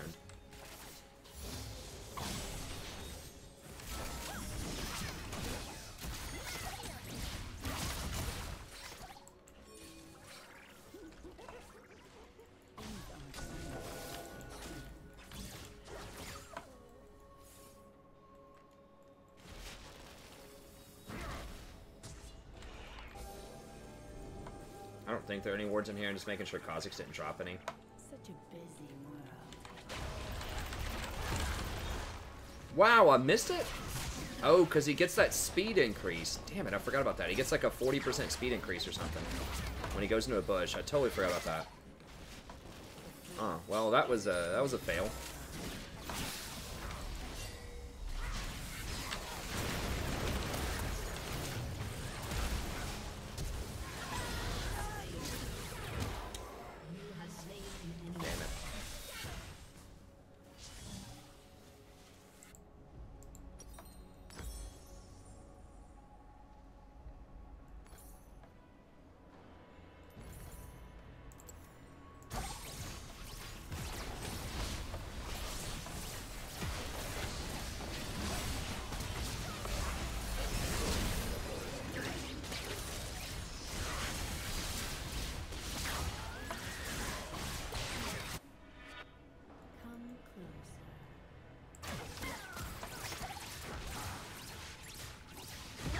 closer.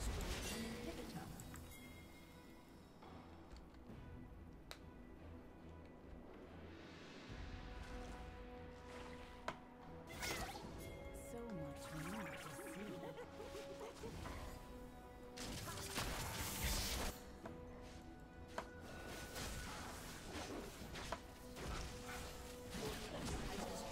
That extra 10% damage also really helps against Barons because Spell Pen doesn't work on Baron.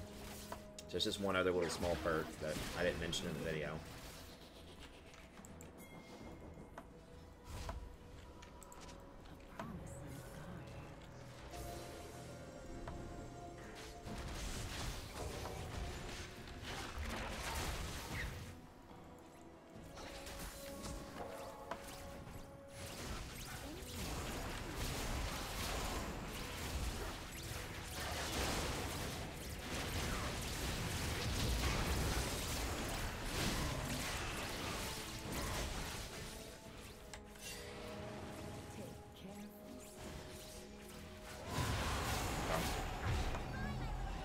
Trying to zone the Kha'Zix off.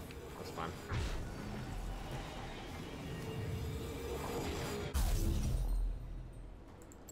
Oh, dang it. I wanted to buy the last little thing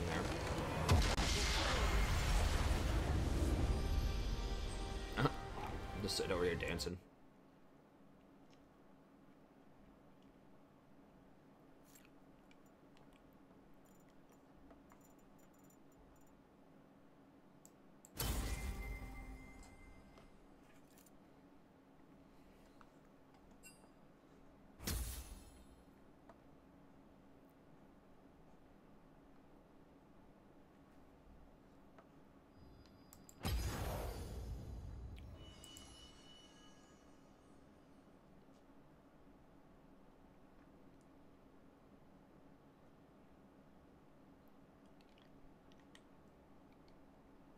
I mean, you could say the same about Spell Pen. Pseudonym, like Spell Pen is countered by MR. If they have 15 Spell Pen, it counters out the 15 MR.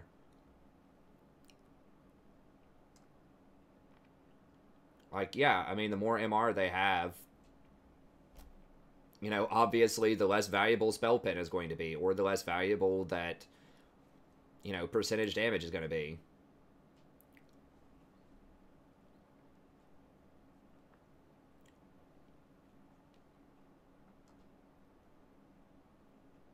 I can't believe we're still debating this. Like, I played a game for like 40 minutes.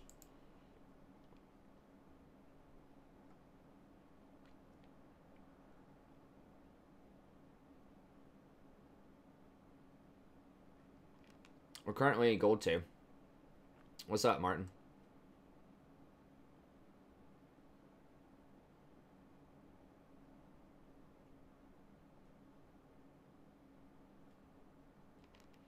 No, just watch the video to see what I mean, Delib. I have an entire video about it.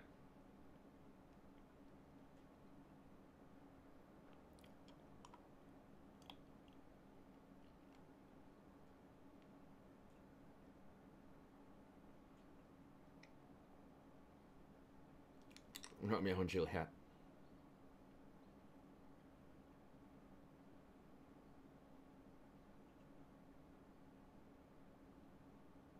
What's up, Everyday Ray? No, it's not the same, Jinx. It's different.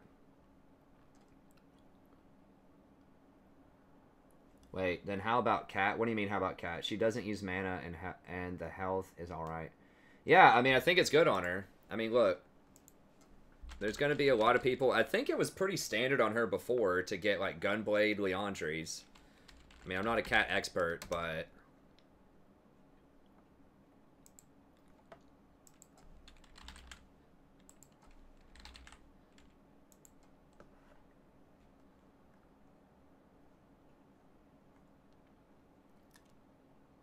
yeah, a lot of people are going to get Leandries. Some people are toying around. You got to remember, some of these people, too, are just trying out stuff for fun. Like, they just want to try the new items. So, like, Gunblade, obviously, every single time. Depending on the matchup, some people, looks like they like Zhonya's, but quite a few get Leandry. So, it looks like Gunblade always, and then sort of your choice of Zhonya's or Leandry's for most people. You know, this guy's kind of trolling, but... everybody else is pretty much what it is. A lot of green, a lot of white on that page. Zyra, let's see. Who wants to take a bet? What are high-level players going to be rushing on Zyra? Are they going to be rushing Twin Shadows? Are they going to be rushing Morellonomicon? Are they going to be rushing Spellbinder? Huh, let's take a look and see. Holy crap. Wait a minute. What is this? That's weird. Looks like every single person, just about, is going for Leandries. And if they have a third item, that third item very often looks like a Rylai's. Huh. People from every region, from Core JJ in Korea, to Mithy in North America, to this guy who I think is in Europe, they all seem to be going these items. I don't get it. Why would they do that? Why would they do this? Looks like every single person's going Leandry's, Rylai's in every situation, in every single matchup. What? Jeez. That's weird. I mean, come on, guys. Like, how much more evidence do you need? Like, I've worked it out mathematically. Every single pro player in every region, in every matchup, is going for that item. Like, it's overpowered right now. It is really good. It was already very good on Zyra. And it's a lot better now, mathematically. And I talk about it, you know, once again, for a while, like 20 to 30 minutes in the video.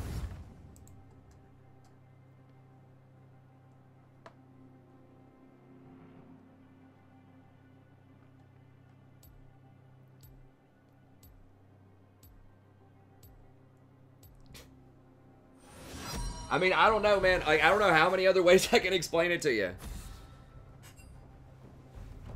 I mean, I've tried. Look, if you want to rush whatever else that's not Leandry's and Rylai's, you go for it. But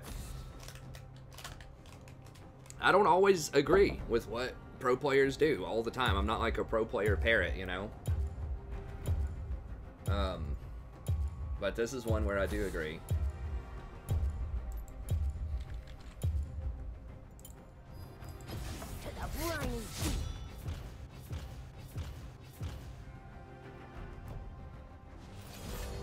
Cue the cult music. Is this the Matrix? What's going on? I like that, Babu.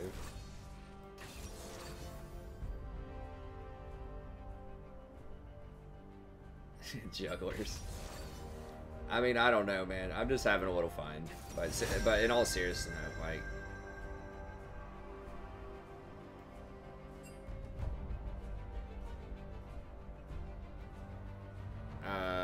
well, it looks like we're dodging this one.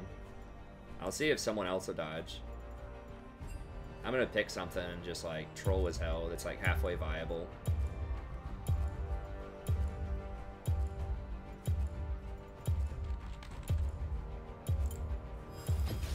Okay.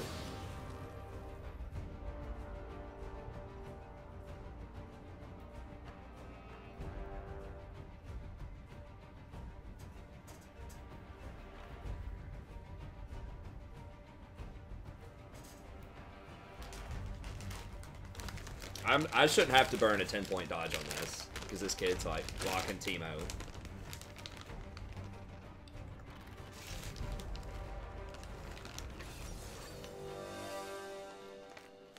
But I'm probably gonna have to.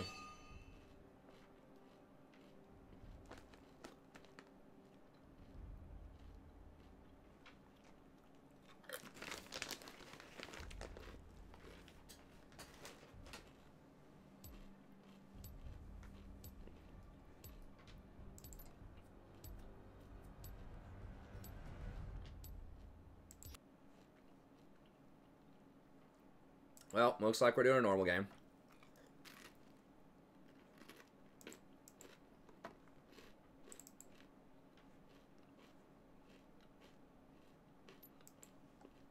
At least it lets me try out something other than Zyra here. Oh.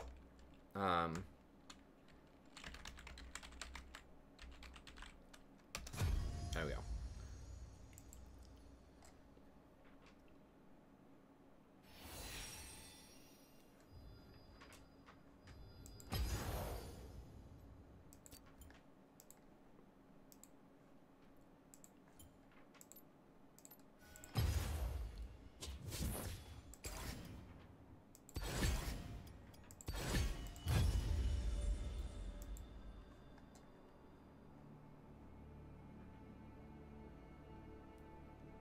I do sometimes, but there was no point in that game.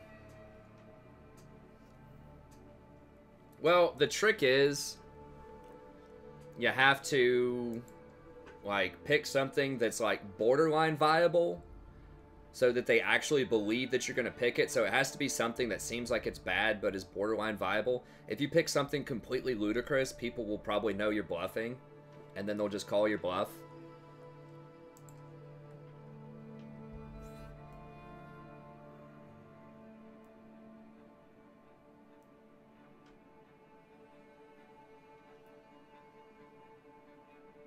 That's an easy mistake, John. I like that. I don't know. I don't know what else I could have picked that was like... okay, but...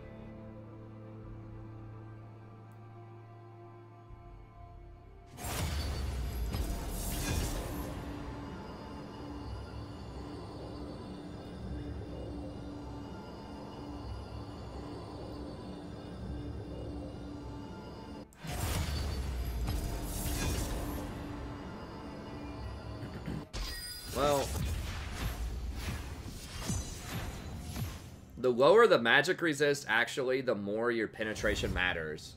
So, like, 15 penetration against the target that has 200 is not going to do that much, but 15 penetration against the target that has 30 is going to do a lot of damage. And penetration is best picked on champions that have really high base damages. So the base on their spell is a lot, and they have low scaling. So Brand is a perfect example of this. If we look at Brand... who do I ban? I guess I was banned.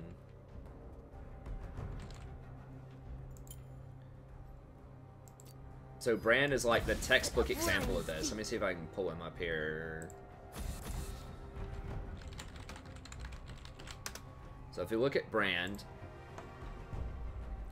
he has really low damages for the most part, like only 200 on his Q, only a 0.55 ratio, which is really low for an AP mage, only a 0.6 on his W, only a 0.35 on his E, and a 0.25. So that means that like buying traditional AP is going to be really bad because it doesn't convert to damage that well because he has such low ratios. But a lot of his damage comes from his passive, which also has a bad ratio. It's every 100 AP you only get 1.5% extra, which is really low. But that's a lot of base damage because it does 12 to 16% of their max health, in addition for burning an extra 12%. So you're looking like 28% of their max health off of that. Okay, I do have Brand. I'll try out Brand. Ready to set the world People have been asking about Brand. People want to know because it's kind of, you know, it's what's hot right now, all the new AP stuff.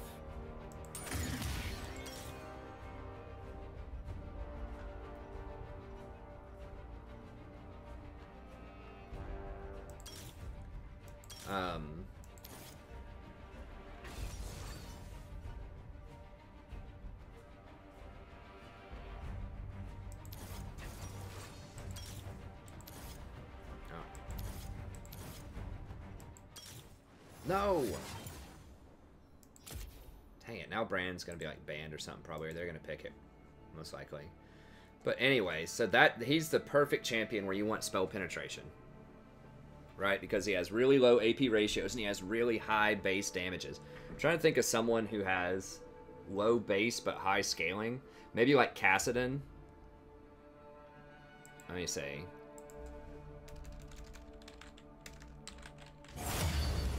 Like, Spell Pin's pretty much good on everybody, but sometimes, like, flat AP scales a lot better on certain champs than others. So, for example, Cassidon has 0.7 on his abilities.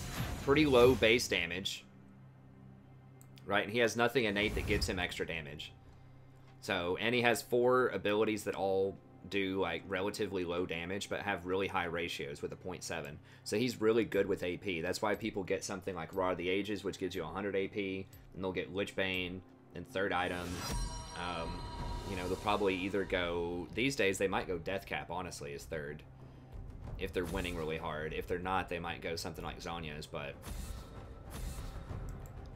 Or like Echo would be another good example. Probably Echo, yeah, he has really high scaling. I don't remember the base damages. I think he has high base and high scaling.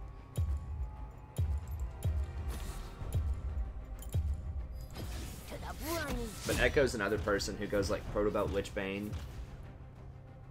Kind of like Fizz. So he has a really high ratio on his passive, but it has low base once again. So the base damage is only 30 to 140, but it's 80% AP, which is like through the roof. So yeah, if you have 100 AP, you're doing like, at level 9, you know, you're doing about the same, you're doing like double damage. So it's really high AP. This has like a 0.9 ratio, which is really high there.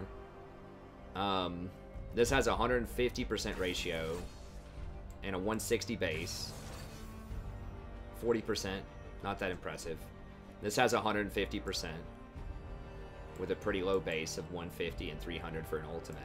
So that's why, you know, people will get things like really heavy AP on some champions and spell penetration on others. It just depends on sort of the ratio of how well do they scale with AP versus how high are their base damages.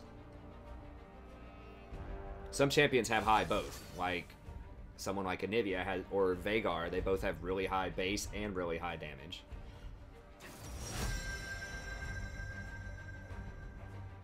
Or really high scaling, rather.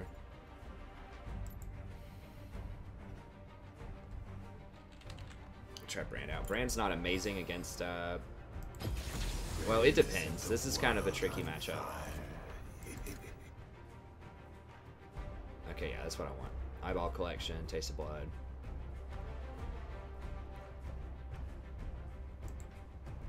So she can poke me out, which is going to be annoying, but if I ever catch her, she's like 100% dead.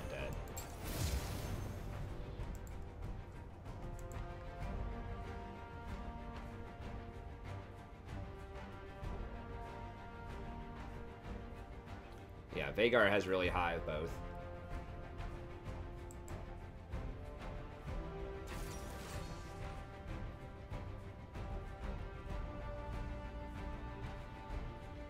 Oh, that's... Wait, when? Last game or the ranked game?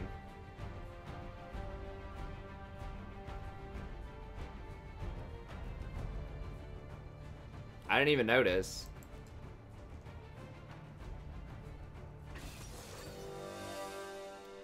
The Fizz game or the The game where the dude had Teemo.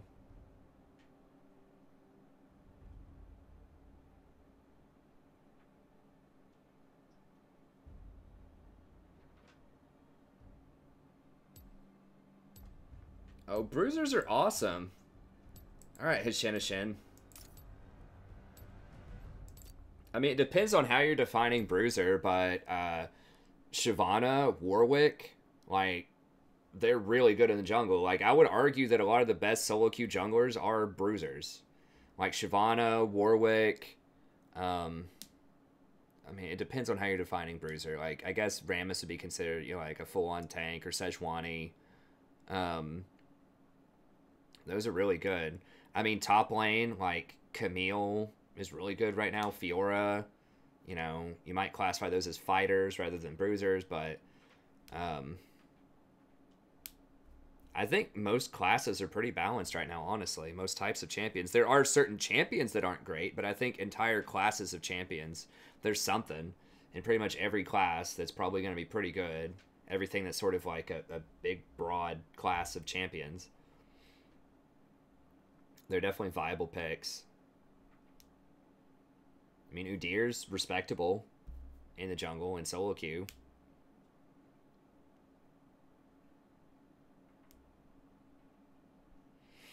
I mean, Renekton just got a buff. Like, Renekton can win. Alawi and Nasus. I mean, unless you call those tanks instead of bruisers, both of those are, like, top tier top lane. Like, Nasus is a terror top lane. I think most people would classify him as a bruiser. Like, if it gets Trinity Force or, like, Black Cleaver, I would call it a bruiser most of the time. Both of those are just, like, I mean, they're really good top lane. I would argue that pure tanks aren't even that great top lane. Like, they're okay, but Ornn has been nerfed so much. Shen has been nerfed.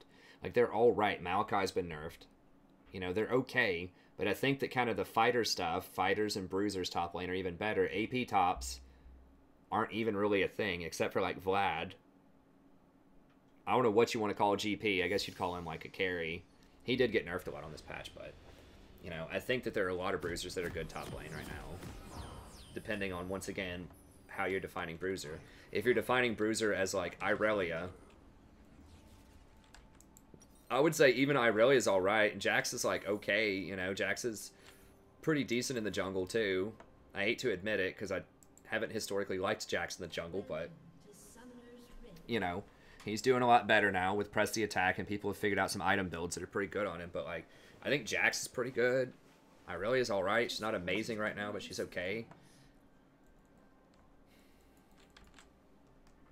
Yeah, I mean, I could post an entire video just, like, arguing against everything Shin says about, like, bruisers and top, but he's kind of the one who started this whole sort of meme about let's cry about bruisers and how tanks are overpowered.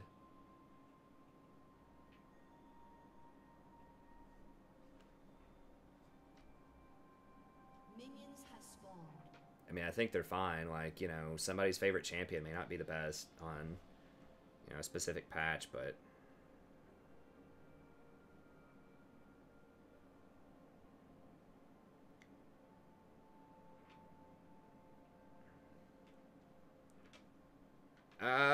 I don't know, John. I'd call Camille a fighter. I'd say she's widely considered one of the best solo queue champions and pretty good and competitive, too. She does have Comet. Yeah, she's maybe one of the exceptions, but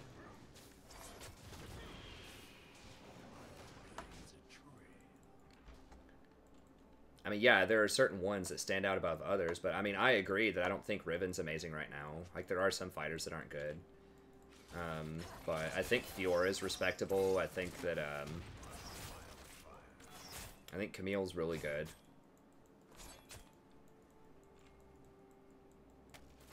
Yeah, I mean, Hishinishin's problem is he doesn't understand how League of Legends works in, like, 2018.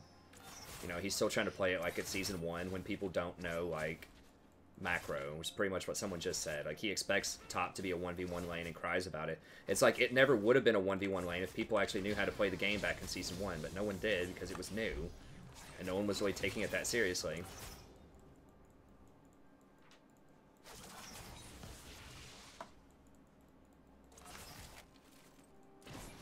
And top's fine. I'm adequately scared of top in many games, depending on sort of what the champions are and what's going on, but I'm never just like, oh man, top doesn't matter consistently, like every game.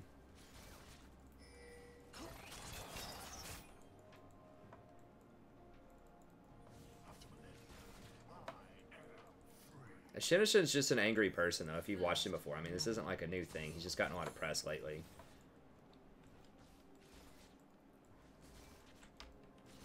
I think most things that Riot has done have been successful. Like, one of the only large-scale things that Riot hasn't done that was very successful was their,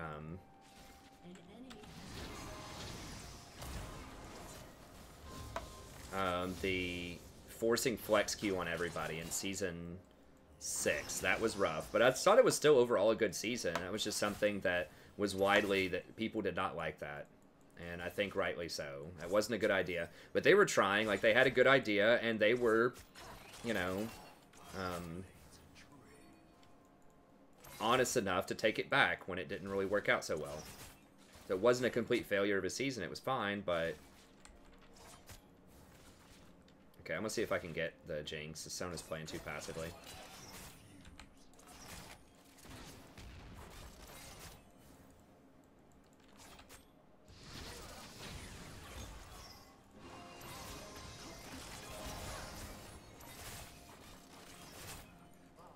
Yeah, I mean, I think, if anything, I think AP tops should be the people who are complaining. Like, Vlad is like their only champion. Rumble's not in a great spot.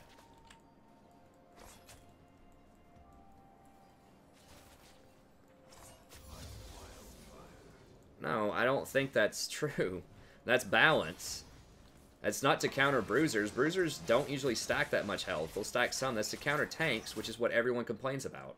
Which is why they have percentage health everywhere. On everything. Usually on other tanks, so that tanks can actually kill each other. If they didn't have percentage health, they would, like, literally just sit there and beat on each other for, like, you know, 30 minutes. Which still happens, even with percentage health.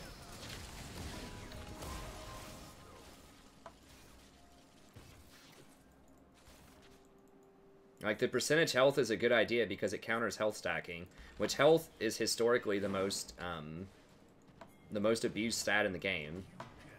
Anytime there's ever been a problem with tanks, it's usually something health related. Because that's too universal of a stat. Oh my god, I can't believe I missed point blank. That's pretty bad. She just walked straight at me. I was just expecting her to juke, so I was just like overthinking it, overcompensating. Zyra is just so much more consistent than Bran is. I know I should have had Sona dead right there, so that was definitely my fault, but just as far as like consistent poke in the lane and mana management and all that stuff, it's just a lot worse. The legendary, yeah, Maokai versus Nautilus, exactly, before they gave Maokai like percentage damage.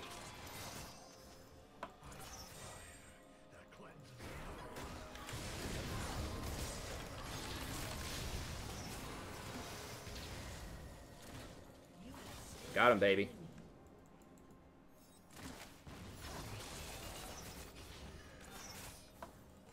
Just out of mana doing it, which is a problem.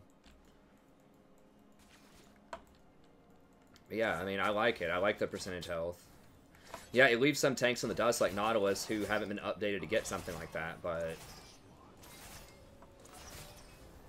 makes so that you can actually counter health stacking. And it's at the same time, it's not great against squishy targets, so it's just a specific stat to health stacking. It's great. I mean, it's more answers to different types of stuff.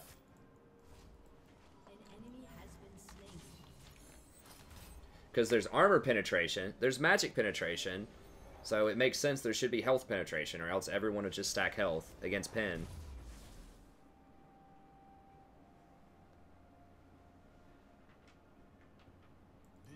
I mean, I don't know how to explain it to you, man. Just think of it as health penetration instead of armor penetration, and maybe that'll make more sense.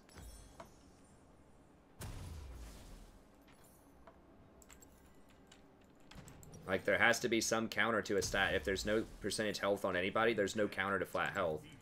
Just everybody buys Warmog and just every item that has as much health on it. I mean, there have been metas where literally before Warmog was like made to be unique, people would just stack like 6 Warmogs, like a Warmog meta, and people would just play champions that scale with health, like Cho'Gath.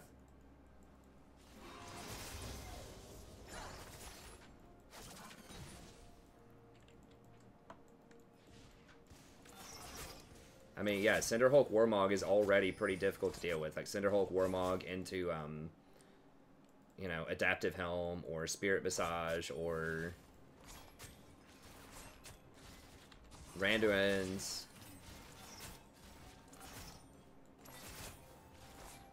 6 Warmog too many. Well, it wasn't back in Season 2 or whenever that was popular. I can't remember.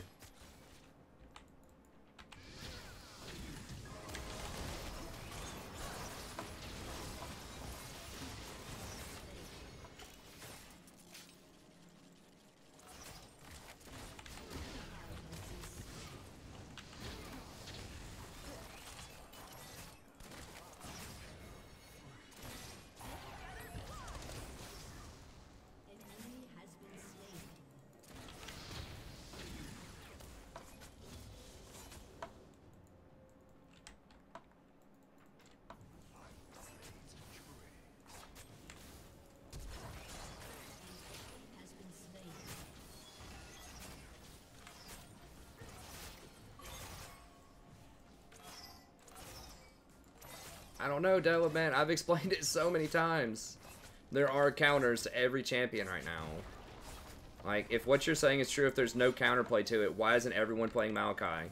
Like, yeah, Maokai's a decent champion, but, like, there are counters to Maokai. And other tanks. Like, tanks aren't even really that popular right now. Even in pro play, like, a lot of people are just, like, not running a lot of tanks.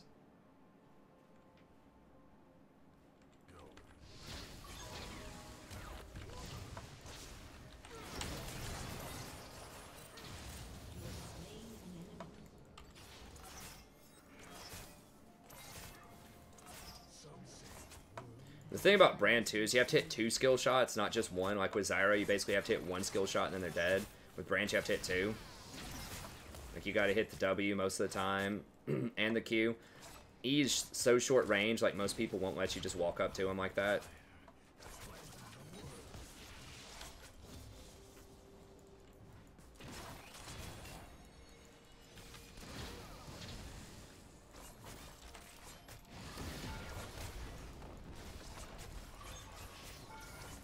Whoa, damn it, I forgot that burn. It's troll.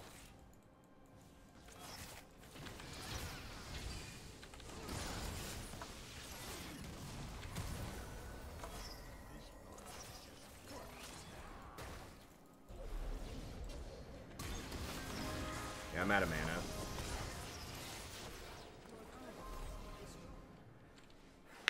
Yeah, I know, Chef, but you can't get close enough to E people most of the times. It's so close. Like, obviously, that's the dream combo, but they're not going to let you do that.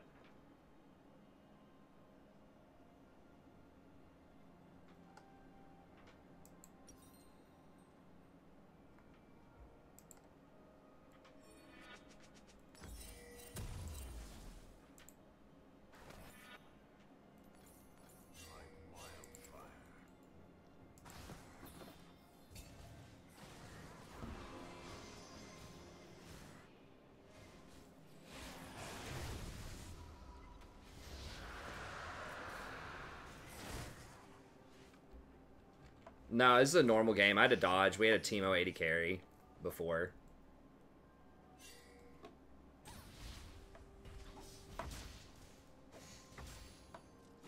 Oh, well, you're talking about Renekton. Like, single champions aren't going to be amazing in some patches. That's fine, but Nasus and Illaoi, you know, are considered bruisers. They don't build full tank right away. And they are extremely good right now in solo queue. Now, you're not going to see them in competitive. Although you'll see Gnar in competitive, I would probably consider Gnar a bruiser. I mean, I don't know how you want to class him, but he's not full tank. He's probably the most popular and oppressive pick right now in pro play. So you've got, like, Nasus and Illaoi tearing up solo queue, especially at gold and lower. And then you have Nard tearing up pro play.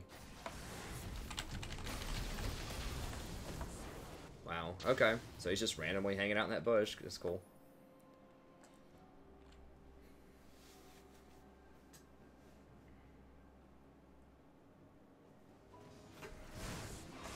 I mean, like I said, it depends on how you're defining it, but, you know, champions that build damage and, like, semi-tank, if you're calling that a bruiser, then they can be good. I mean, I wouldn't probably consider Nara a fighter. I mean, you know, we're just kind of splitting semantics here. I would consider him a bruiser because he builds, like, Cleaver and a bunch of tank items. Semi-tank, I mean, you know, he's going to build, like, Frozen Mallet, Cleaver. I don't even remember what his other items are, but...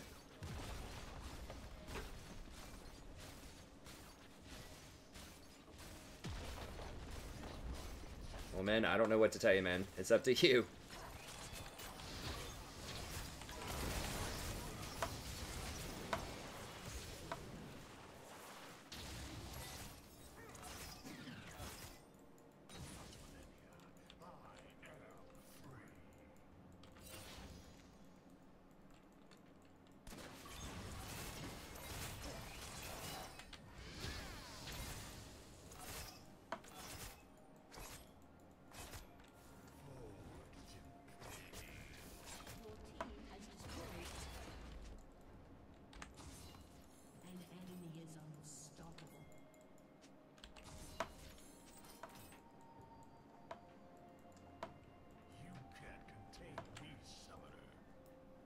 Yeah, I mean, I consider, like, a fighter Fiora, Riven, Camille, like, super heavy damage champions that have some, like, mobility or tankiness about them.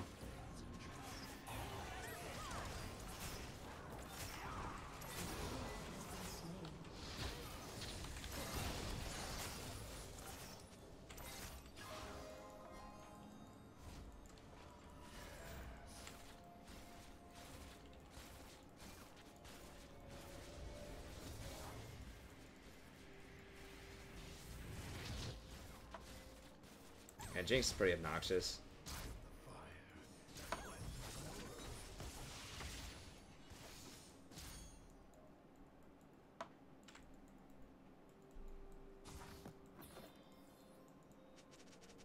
I mean, a lot of these champions, especially newer champions, won't fit into a single category. But I'll tell you, like, entire classes of champions. I mean, if anyone should be complaining, it was like AP supports all last year since January just weren't really that great, for the most part. I would call Gragas a tank. I mean, it depends on how you build him. He could be either or. I mean, not everything's going to fit into those nice, neat categories.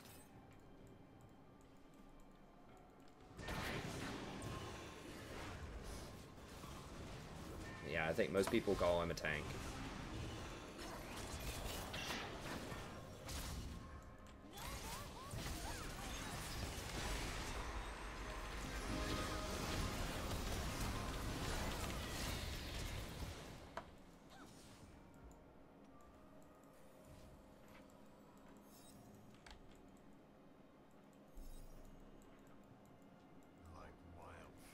Oh, I mean, I don't even know what you're arguing anymore, Delum. If you're telling me percentage damage makes champions who build less health, it hurts them more than champions who build a lot of health, that doesn't even make any sense. Unless I'm just misunderstanding what you're saying. You're telling me that percentage health, you know, what hurts champions like Irelia more than it hurts someone like Sejuani or Maokai? I don't know what that means. Like, they have more health. It's designed to beat tanks.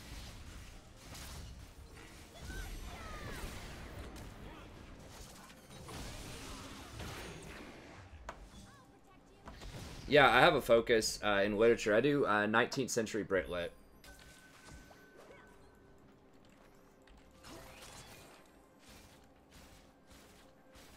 My favorite kind of lit are things about like travel literature, things about different religions around the world.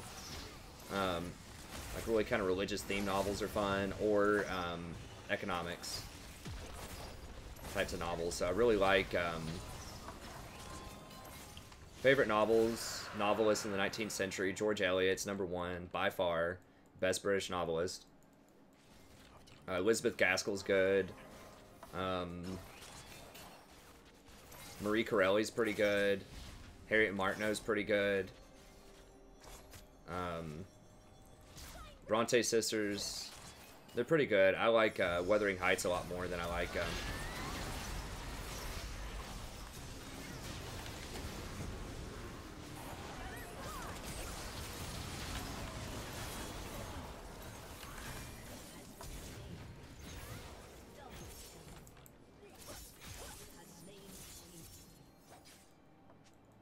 Tennyson's really good.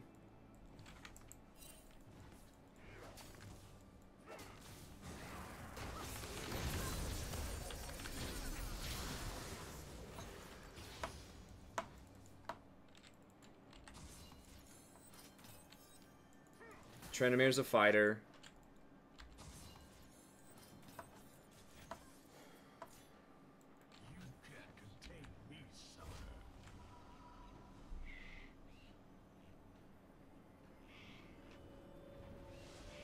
I would call Volibear a bruiser. I mean, Volibear could be a tank, but I'd probably call him a bruiser.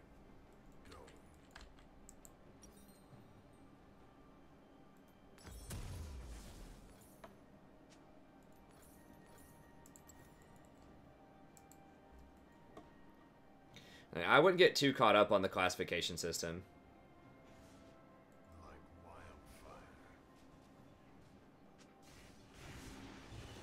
He means that with so much percentage health, the fighters get pushed out of meta because tanks do a lot more damage. Percentage health does less to fighters and bruisers than it does to tanks. Like, you don't want someone like Malachi, instead of doing like, I don't know, whatever, 20% max health damage on his seeds or whatever it is now, 16, or like Ornn, a great example. You don't want Ornn doing, instead of 16% max health damage on his bellows, to do like 300 flat damage or something like that. Like, that would be worse against tanks, but that would slaughter like fighters and bruisers. If he did like, maybe not 300, but whatever, like a huge number, like 500 damage or something like that. Just flat damage on his W. And like when he brittle hits somebody, like 200. I mean, the alternative would be it does flat damage, would be the alternative to percentage damage, and that would hurt bruisers and fighters a lot more.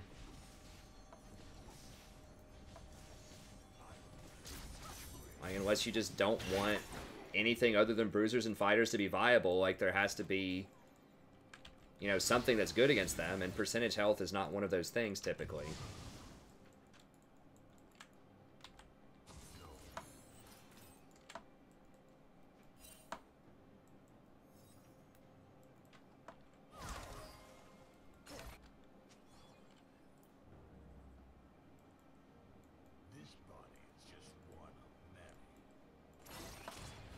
Well, sometimes they do. I mean, I don't even think that's... If you're talking about certain tanks, outdated tanks that aren't good against other tanks, sure. Like, Nautilus doesn't have percentage damage. He used to have really good flat damage. He was a model of what's wrong with flat damage on tanks because he bullied the crap out of people early game. Fighters like Jackson Irelia, because he didn't have percentage damage, but he did have really high flat damage. So, like, his E used to do, like, 300 damage. And they nerfed it really big time. That's actually a great example of why you don't want high flat damage on tanks. It's because he just pushed the wave non-stop, basically for free, because he had really low mana costs, and he just bullied everybody out of lane, because no one could hurt him, and he was doing like 300 damage every 2 seconds, AoE, you know, with his ability. And so they're just like, wow, that's really unhealthy, so we're going to nerf the crap out of him, where he's basically not viable anymore. And then we're going to switch over to focusing on percentage damage so that it doesn't completely bully people out of lane early game.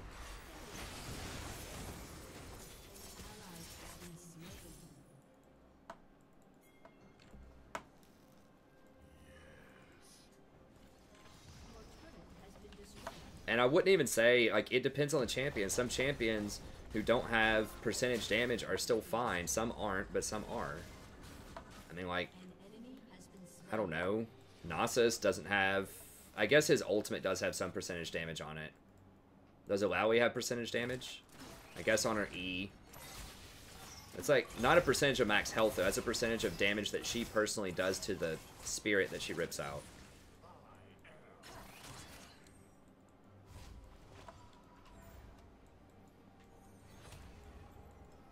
Riven can be really good. Like, some people at the very top of the ladder right now are Riven mains. They play Riven all the time. She doesn't have any percentage damage. Gangplank doesn't have any percentage damage. He's been arguably one of the best competitive picks.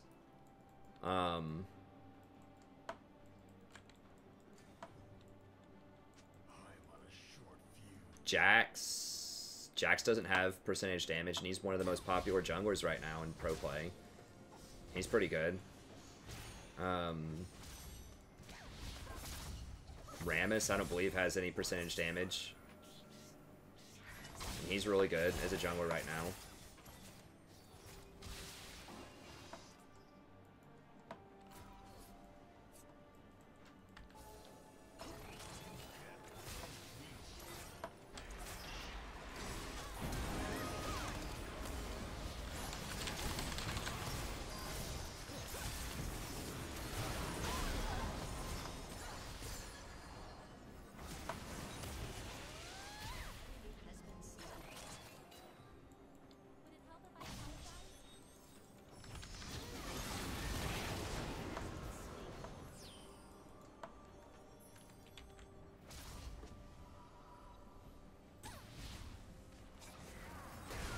Are you kidding me right now? Kha'Zix doesn't have percentage damage. I don't think her E, I think you're talking about her E, which is the thing that rips people out of the soul. I don't think that's max health damage, though. I think that's, like, if she damages it, it can, like, she has to damage it to do that, though. I don't know.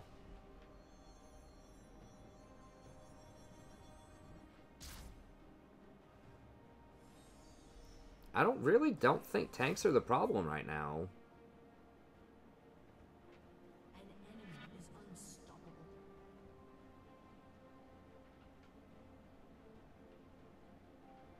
Like, Shut down. just look at the top of the ladder.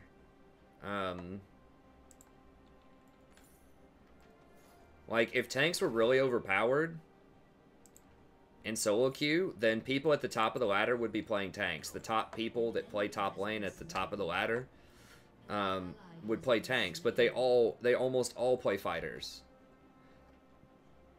or bruisers. Like, everybody plays Camille, Gnar, Riven, Fiora, Gangplank.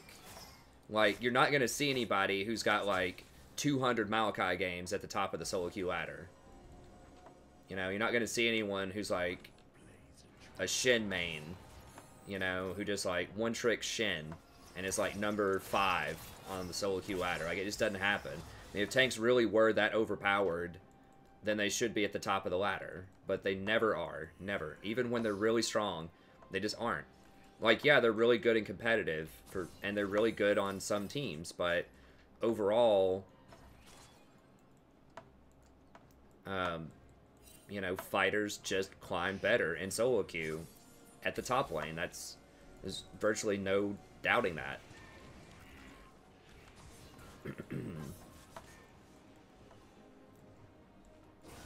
Like, people talk about this huge problem with tanks. There's not, because, like I said, it just doesn't make any sense. Like, there would be a tank main, someone who plays tank every game at the top of the ladder if that were true. And that's with other professional players, too. That's not even like, I gotta carry these scrub, you know, whatever, bronze or silver or gold or diamond or whatever people. That's like, no, I'm playing with other professional players in Challenger, and I'm still picking fighters all the time.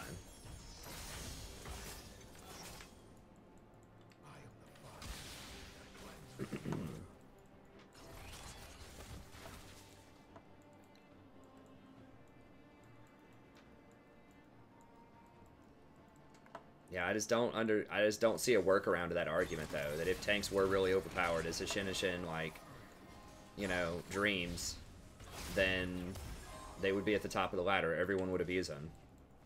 They're frustrating to play against. I mean, I think of a lot of it's just psychological. If you just feel like, you know, you should be able to just build whatever you want to build and play the champions you want to play and just win every time with no counterplay, you know, then they can be frustrating because they are very good against certain matchups, but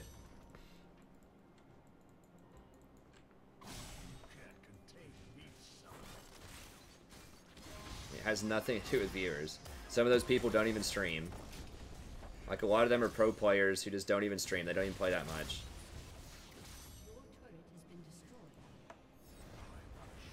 I mean, can they be good? Sure, absolutely. But, like I'm saying, if it's really, truly is overpowered, everyone would be doing it. But the fact that, like, nobody's doing it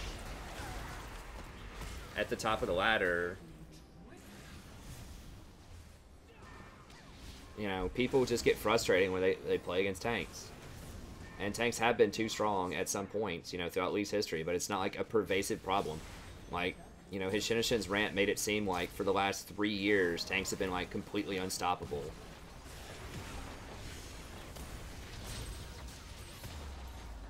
Nice! Congrats, Mustafa. And I've seen a video about tanks, too. It, like, omits a lot of stuff.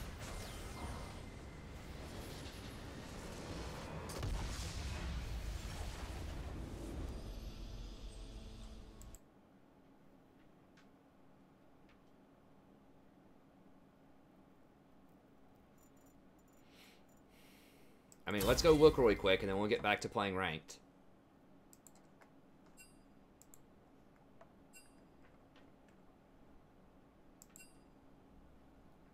Alright, so North American ladder. Someday. Alright, top laner. Gangplank. Camille. Jace. Fiora. Vladimir. Gnar. Ilaoi. Okay, Ornn. He has 4 games on Ornn at 25%. He has 2 games on Nasus, 3 games on Malphite. That's it, basically, as far as tank tops go. He plays mostly Gangplank, mostly Camille. Who coincidentally are very good against tanks.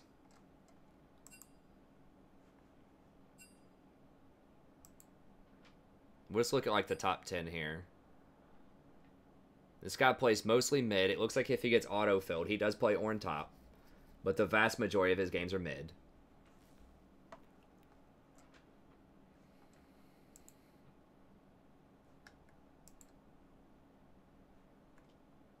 AD carry.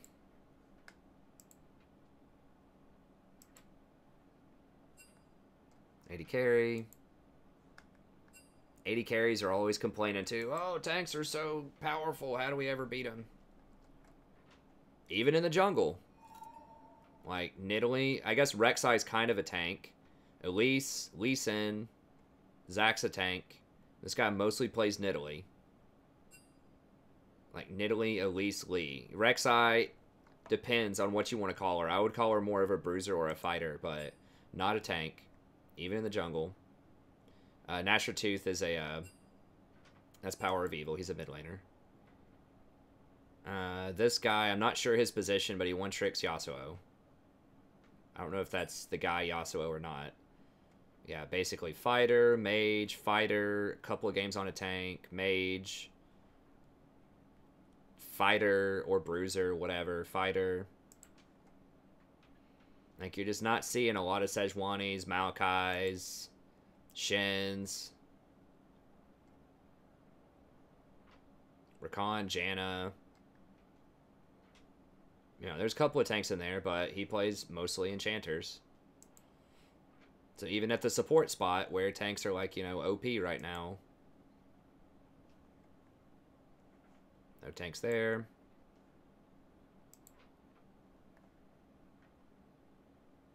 He's got a couple of tanks in there. Okay, so Rek'Sai, depending on however you want to class her, I'd call her a fighter or a bruiser.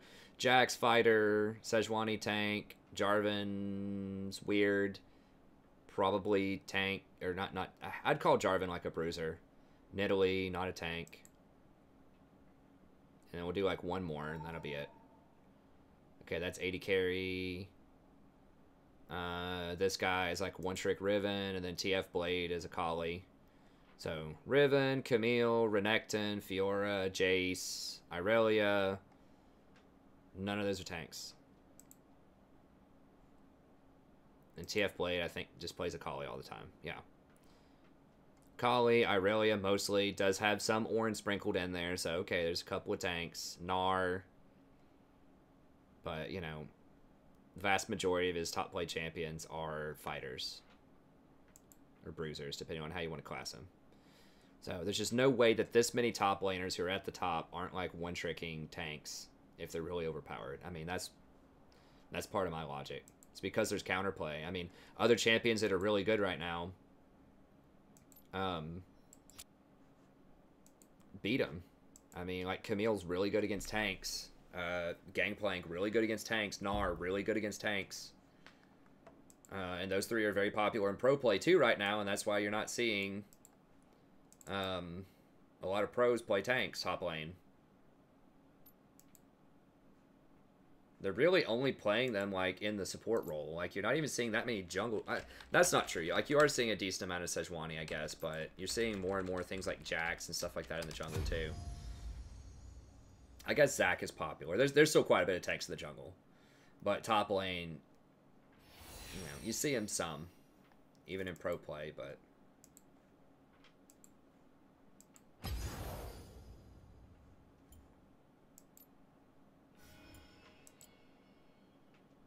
Make sure I wasn't accidentally in that last game. I don't think I was, but no. There was one time where I tried to dodge, and I didn't realize that I didn't dodge, and then I went and played on the other account, and it showed up that I left the game. It was lever busted. I was like, dang it.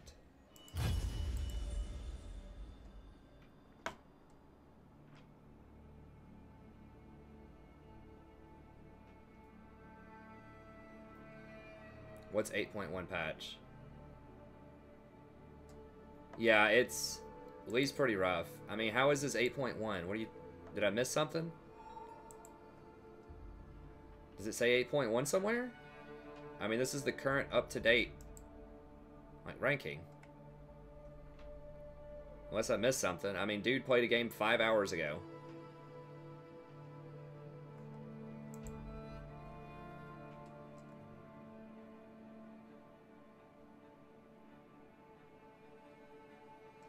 I don't know, but I'm just telling you, that's how it is. These people play, like, that's historically always how it is, near the top of the ladder.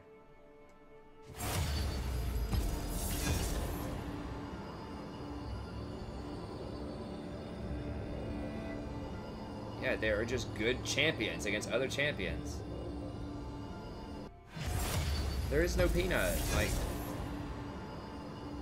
I don't know which game you're talking. Are you talking about in the OGN or something?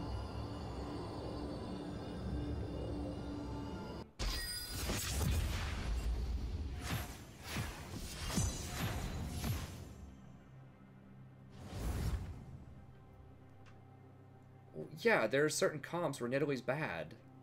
I mean, I don't know what you're trying to say, Della, but, like, I'm kind of with John here. Like, I don't know how many other ways I can explain this. I probably just have to move on. Like, people might just want me to talk about something else at this point. I mean, there's counters to champions. I don't know what to tell you. Like, there's counters to virtually every champion in the game. Okay, certainly full classes of champions, there are answers. Most of the time. Certainly right now. Like, certain champions are over the top on a given patch, but especially if we're talking about entire classes of champions, yeah, there's going to be something that's viable, and there's going to be other things that can probably beat those types of champions. I mean, I don't know. I don't even know, like, what other proof there could be.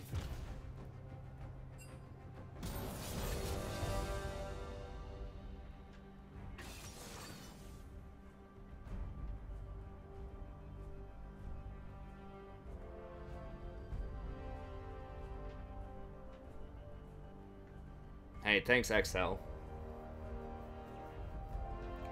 I mean, I'm not going to do it because I've already showed you, like, a preponderance of evidence, but I could pull up numerous LCK games where King's Own like KSV and whatever the other top team is, where they just play completely tankless comps. Or like maybe they have a tank support and they have a fighter top and a fighter in the jungle. Like, it's very common in Korea right now. So like not everybody plays full tank every game. I can show you games on this channel where we've won when we didn't have a tank. Half the time neither team has a proper tank. Sometimes they do. Feel the thorns embrace.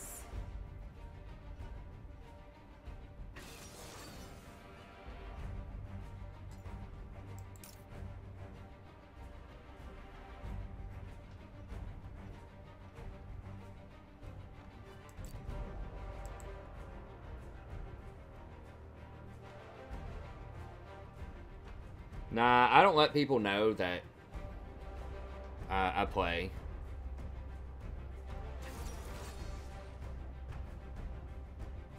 Not that often. I try not to mix school with the channel.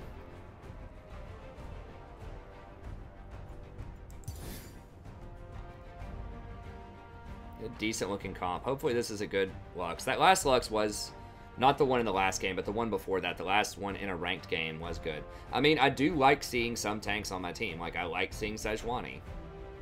I like Rammus. I like Warwick, although I'd say Warwick's probably more of a bruiser. So yeah, I mean, tanks, it's not like tanks are bad. I'm not saying tanks are bad. I'm just saying that they aren't, like, overwhelmingly powerful right now. They are sometimes, but... I mean, a lot of people would say that tank supports are overwhelmingly powerful right now because that's all you see in pro play, but I've been, like, murdering everybody with Zyra for, like, the last week and a half.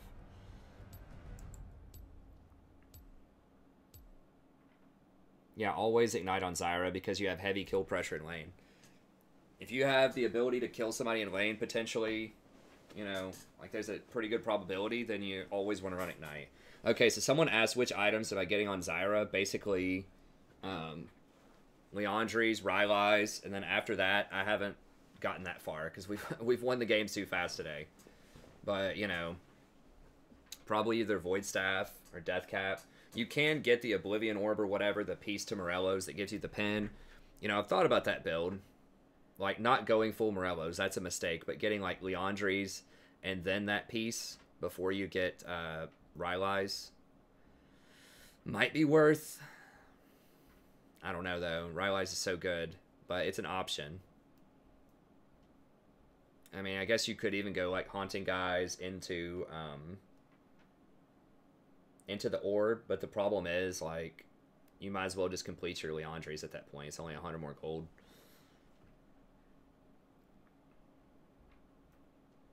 Completed Leandry's is just a beast. I mean, the thing is, like, everybody... I just showed this earlier because a couple of people were disagreeing with me about, like, somebody...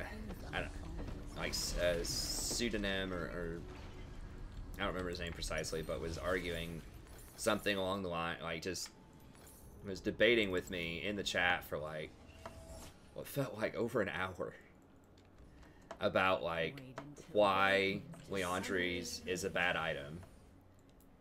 And, you know, we pulled up pro builds to see, like, what every single pro, or, like, not even pro, but just everyone that's on pro builds is building Leandry's Rylai's. And that doesn't always mean that it's right, but according to my math, like, with that I spent, like, 5 hours researching for the AP video that I did, and just according to just, like, basic deductive reasoning and seeing all that evidence from so many players from different regions and different matchups all getting the same items, you know, Minions have spawned. I mean, I just don't know what else could refute that. I mean, it's possible every single person's wrong, but... So yeah, I would recommend Leandry's Rylai's. Oblivion Orb is interesting, but the completed Morello is uninspiring unless you really, really need that healing debuff.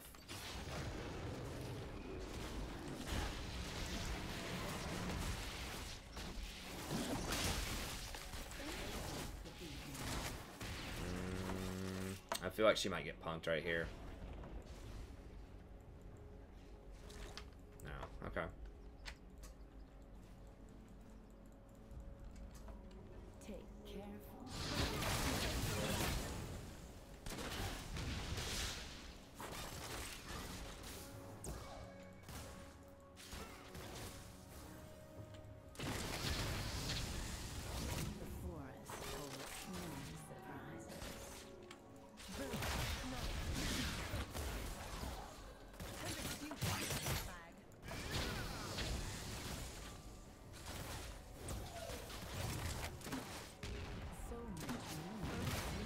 Interesting. He took Airy instead of Comet.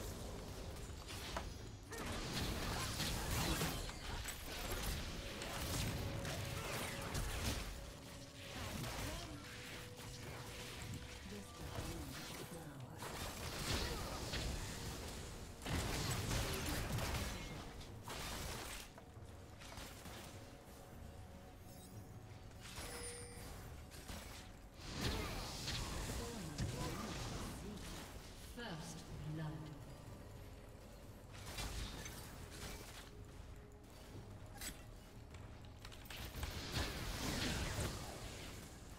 An ally has been slain.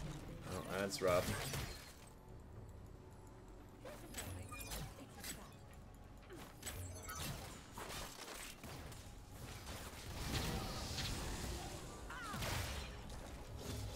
I wish Jinx would step up and pressure with me.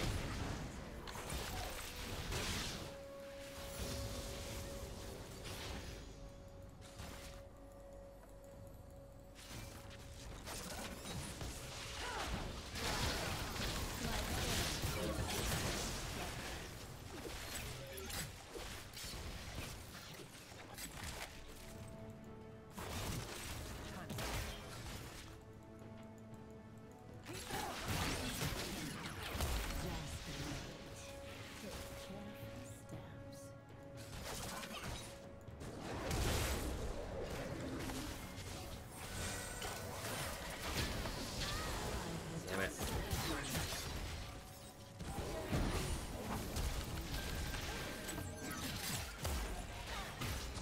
For real.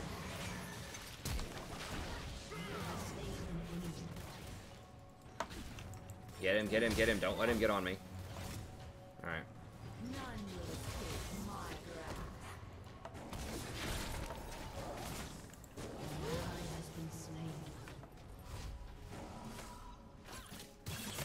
Huh.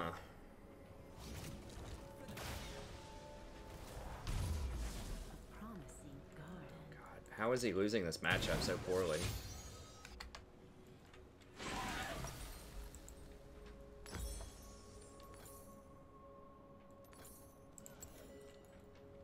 Wait until my seeds take root. It's important to get boots first when you get something like Brand where you gotta dodge the skill shots. For real. An enemy has been Okay. slain. Well. Oh, he has heal instead of teleport. What? He's getting slaughtered with a combat summoner top? Come closer. What? Maybe I should have dodged when I saw a heal. Like, yes, you really have to question somebody's game knowledge at this level if they're taking heal top instead of teleport. Just a harmless flower. Really gotta start asking some questions.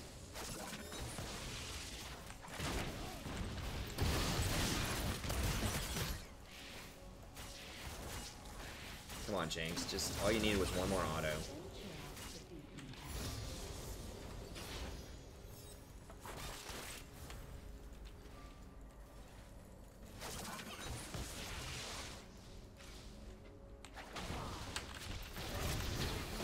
Oh god, here's the camp. Yeah. Of course. Well, every other lane's losing so hard. Of course he's just gonna sit here.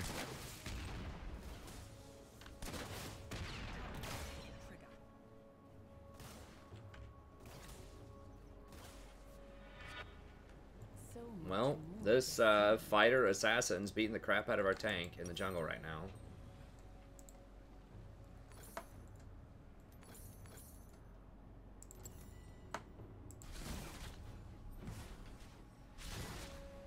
Just a harmless flower.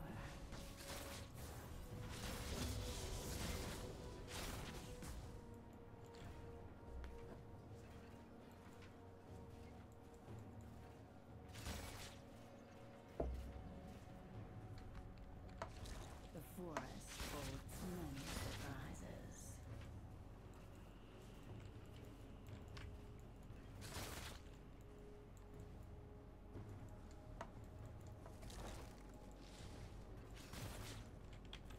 Come closer.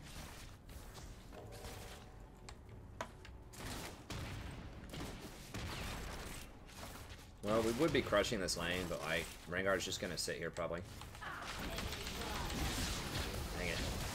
If I just hit him with my E, we would have had him.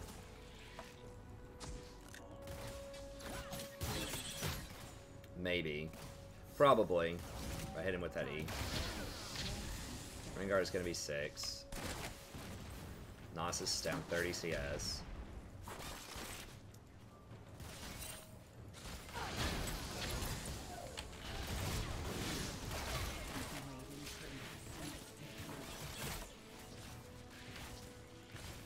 Whoa, how is she 6? What?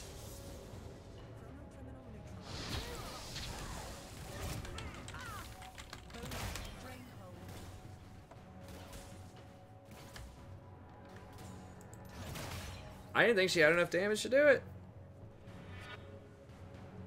I mean, I'm blocking 26% of the damage. Enemy rampage. I mean, how much AD does she have? It's 126.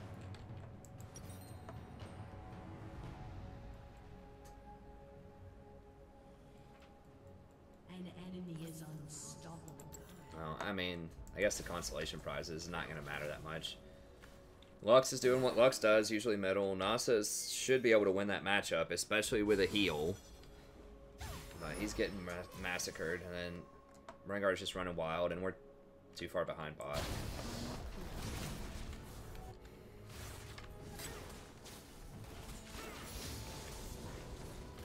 He's rushing like Frozen Fist or something. I don't know.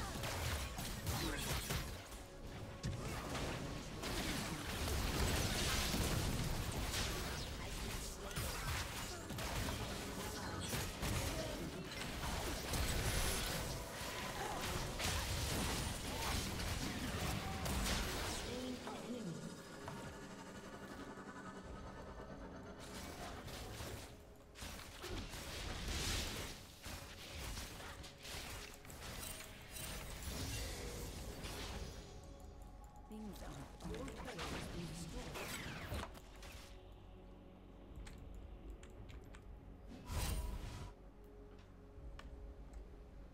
Might get Dragon or something. Maybe she's just backing. Alright, well, at least we made her use that. a promising garden.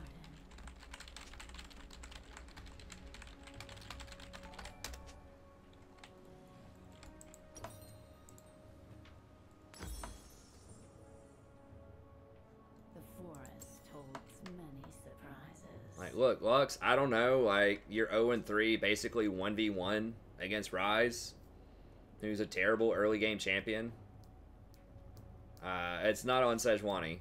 Like, yeah, she's 0-3, and yeah, maybe she could be having more presence, but to be fair, every lane is just getting crushed. And it's not Sejuani's fault. Like, yeah, she could have done some stuff better, but you're just straight up getting murdered by that Ryze one-on-one, also in a matchup that you should win, so...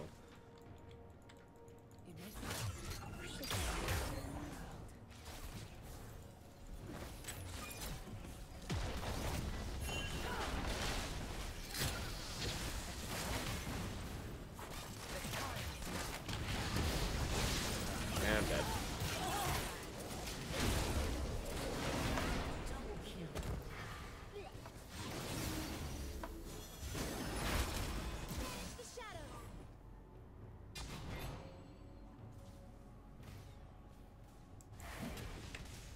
Your turret has been destroyed. Venture off the beaten path. That was bad. Bran landed a good stun there. Need a poke on him. I mean, if we're getting pushed in, Bran, like... Wait, what? How did she die right there?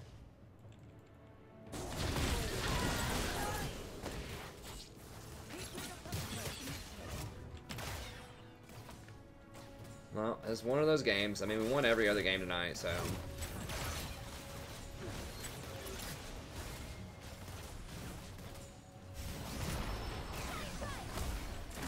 Now it's Nasus just like chiming in. Hey guys, the reason I'm down 40 CS and died 3 times in a lane where I have heal must be the jungler's fault.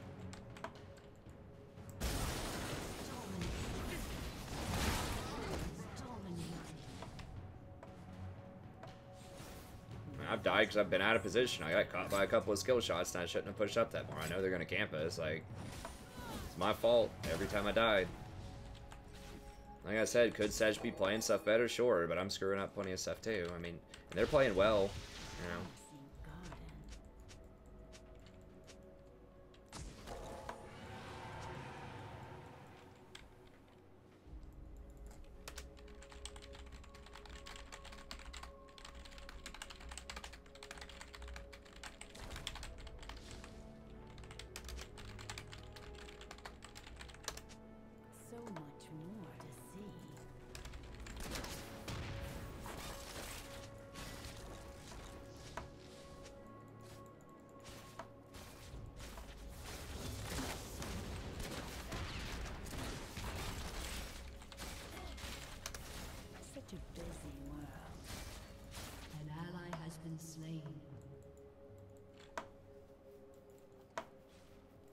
I think it should be EI. I don't know. I'm tired.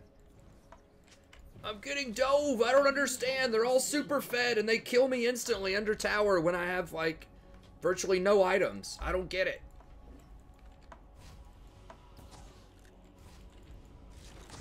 It's just sad, man. Just be like, look, dude.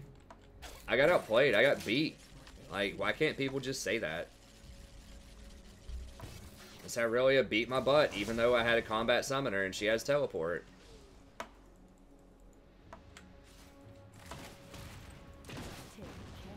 I mean, I don't know what's hard. What's hard about that? I got beat. I got hit by too many brand skill shots. Didn't play around Rengar camping me enough. Like, I should know he's gonna be there. Top and mid are both down. Top's down 40 CS, mid's down 50. Like, the only place they need to shut down is bot. So, of course, Rengar is going to camp bottom.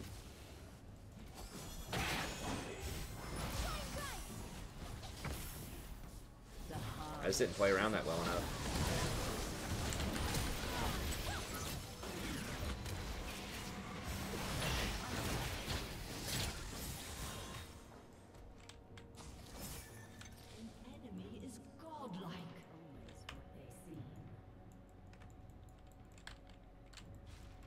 I don't know if Rengar needs a ban on this patch or not. Like, I haven't gone over his numbers explicitly for the patch notes yet. I'm pretty sure it was above. Well, this is the first time I've seen him since the change, so I can't really, like, evaluate it that well from one game, but...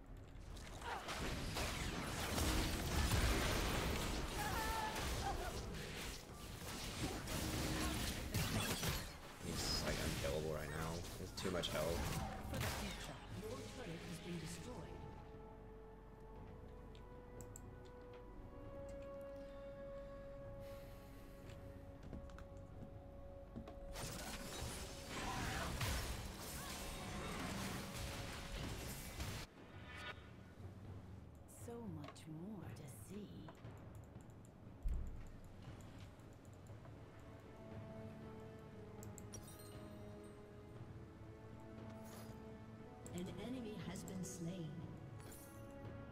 Yeah, top laners shouldn't take a combat summoner.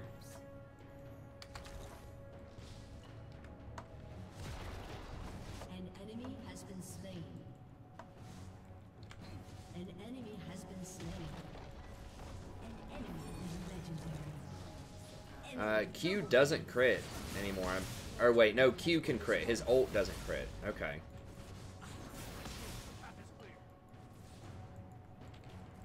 Well, I mean, they're just all really fed and they have very high damage champions. Yeah, but you don't take a top lane summoner, like combat summoner, because you're really putting your team at a massive disadvantage late game positionally in terms of macro, because you're not going to be able to split push. And if you do take a combat summoner, if you do take heal or ignite or something like that, you have to murder that lane, so there's just not even a late game. So if you pick something like Pantheon with Ignite top, you dang well better get like 5 kills in lane and be up like 40 CS.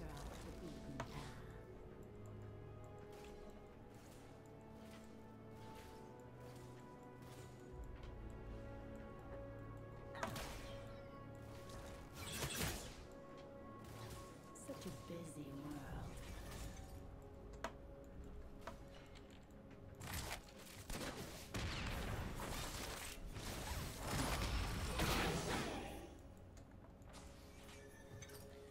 I don't know. Like, the armor shred's good, but it can't crit. So, like, it's not instant crit, so it's not as much burst damage. I haven't done the pure numbers on it.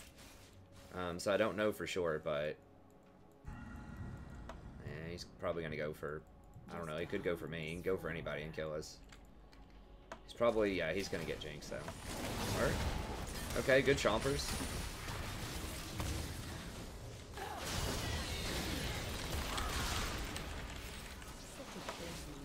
Nice follow-up, Lux. Must be the jungler's fault. CC both of them. She doesn't even throw a Q. Gotta be that jungler's fault, man. Freaking jungler hacked my computer. Made it so I can't hit skill shots or even fire them. That is warded for real? Are you trolling me right now?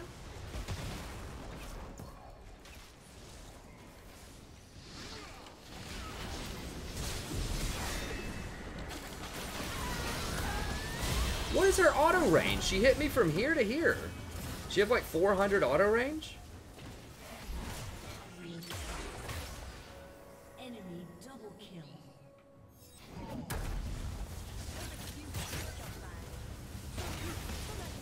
No, you want Cinder Hulk, Della. Your turret has been destroyed.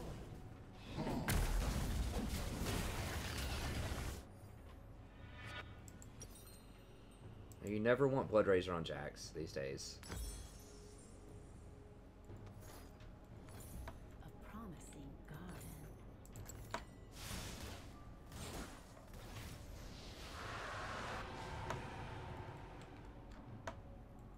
You go, I'm pretty sure the build, I'm not exactly 100% about Jax, but I'm pretty sure it's like Cinder Hulk, Titanic, something else tanky, probably Randuin's. Maybe Adaptive Helm. It's kind of depending on the situation. But I'm sure it's Cinder Hulk, Titanic, and then just tank from there out. Whatever makes the most sense for the comp.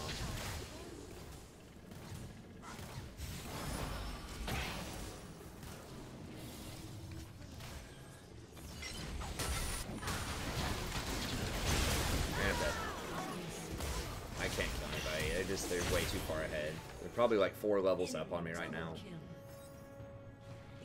Rise is literally 5 levels ahead of me.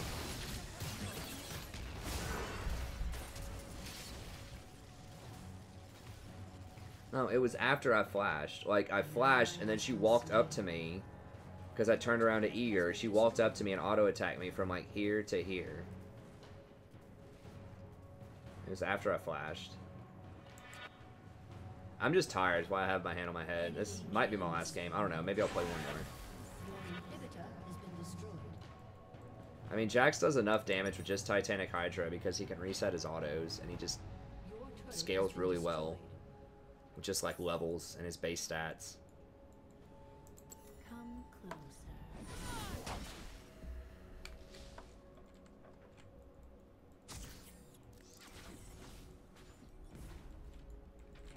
Well, if you build it that way in solo queue, it's pretty good, too.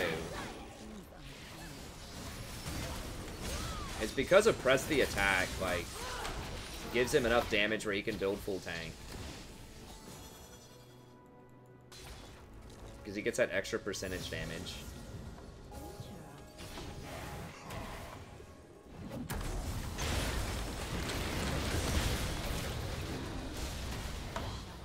God, one hit is like 1,200.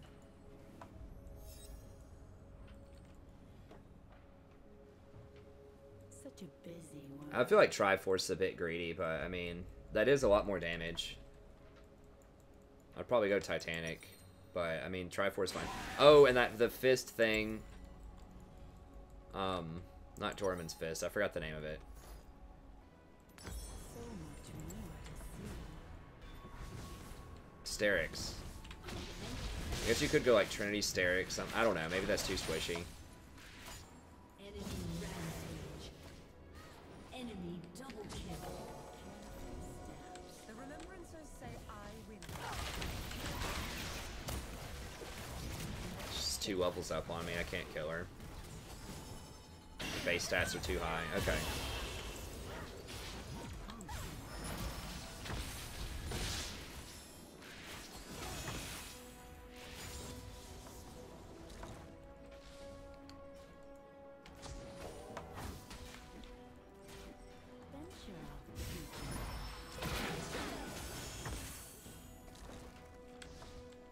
Like, Triforce is really good on him if you get ahead, but... Depends on if your team has another tank, probably, too. Like, if you have someone else that can start a fight, like an Alistar or something, maybe you could get away with that. If you're, like, the only tank. I was, like, 13-0.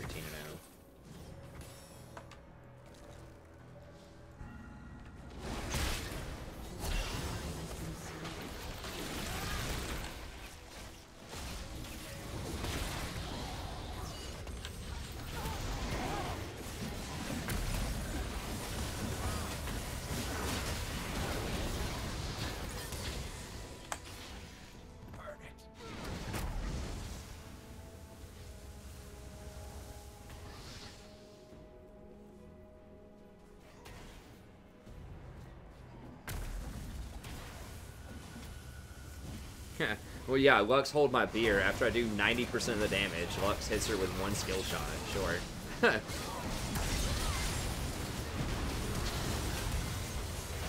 think it's almost certain I've done more damage than this Lux in this game. An enemy has been slain. No. Ally has been slain. I've got a whole video about it, guys. I'm not, I mean, Leandry is still the best item. Your inhibitor has been destroyed. Don't get too caught up on the 15-10. You get 10% damage off of Madness, which is roughly equivalent to like 20 pen against a 50 magic resist target. And you get the passive on Leandry's, which is massive. And you don't get anything off of the like Morello stats.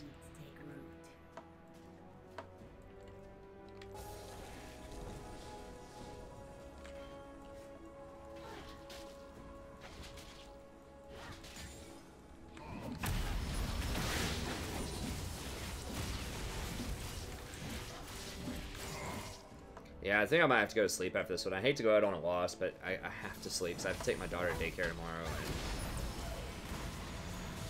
And as I'm already running on 2.5 from the previous day, I'm already in debt, in sleep debt.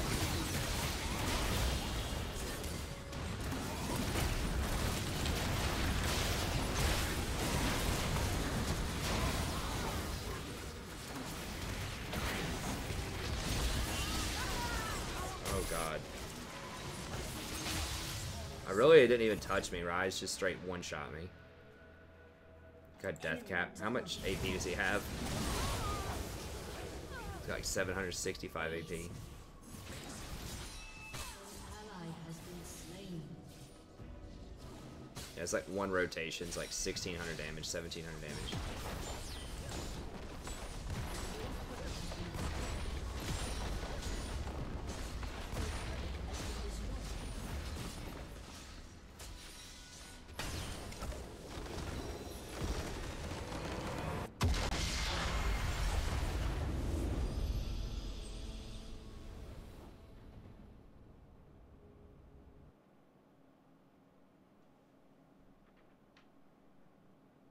What's up, Butter My Tushy?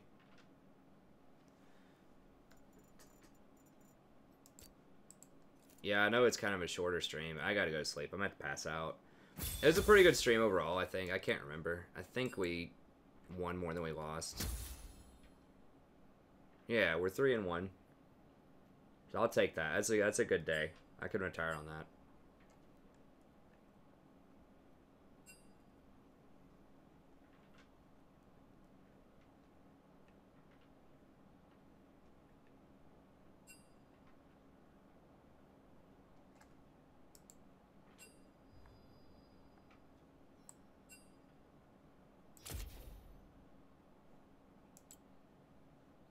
Yeah, in that little sad game,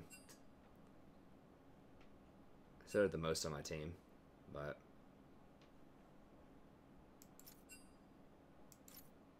hit Rise though.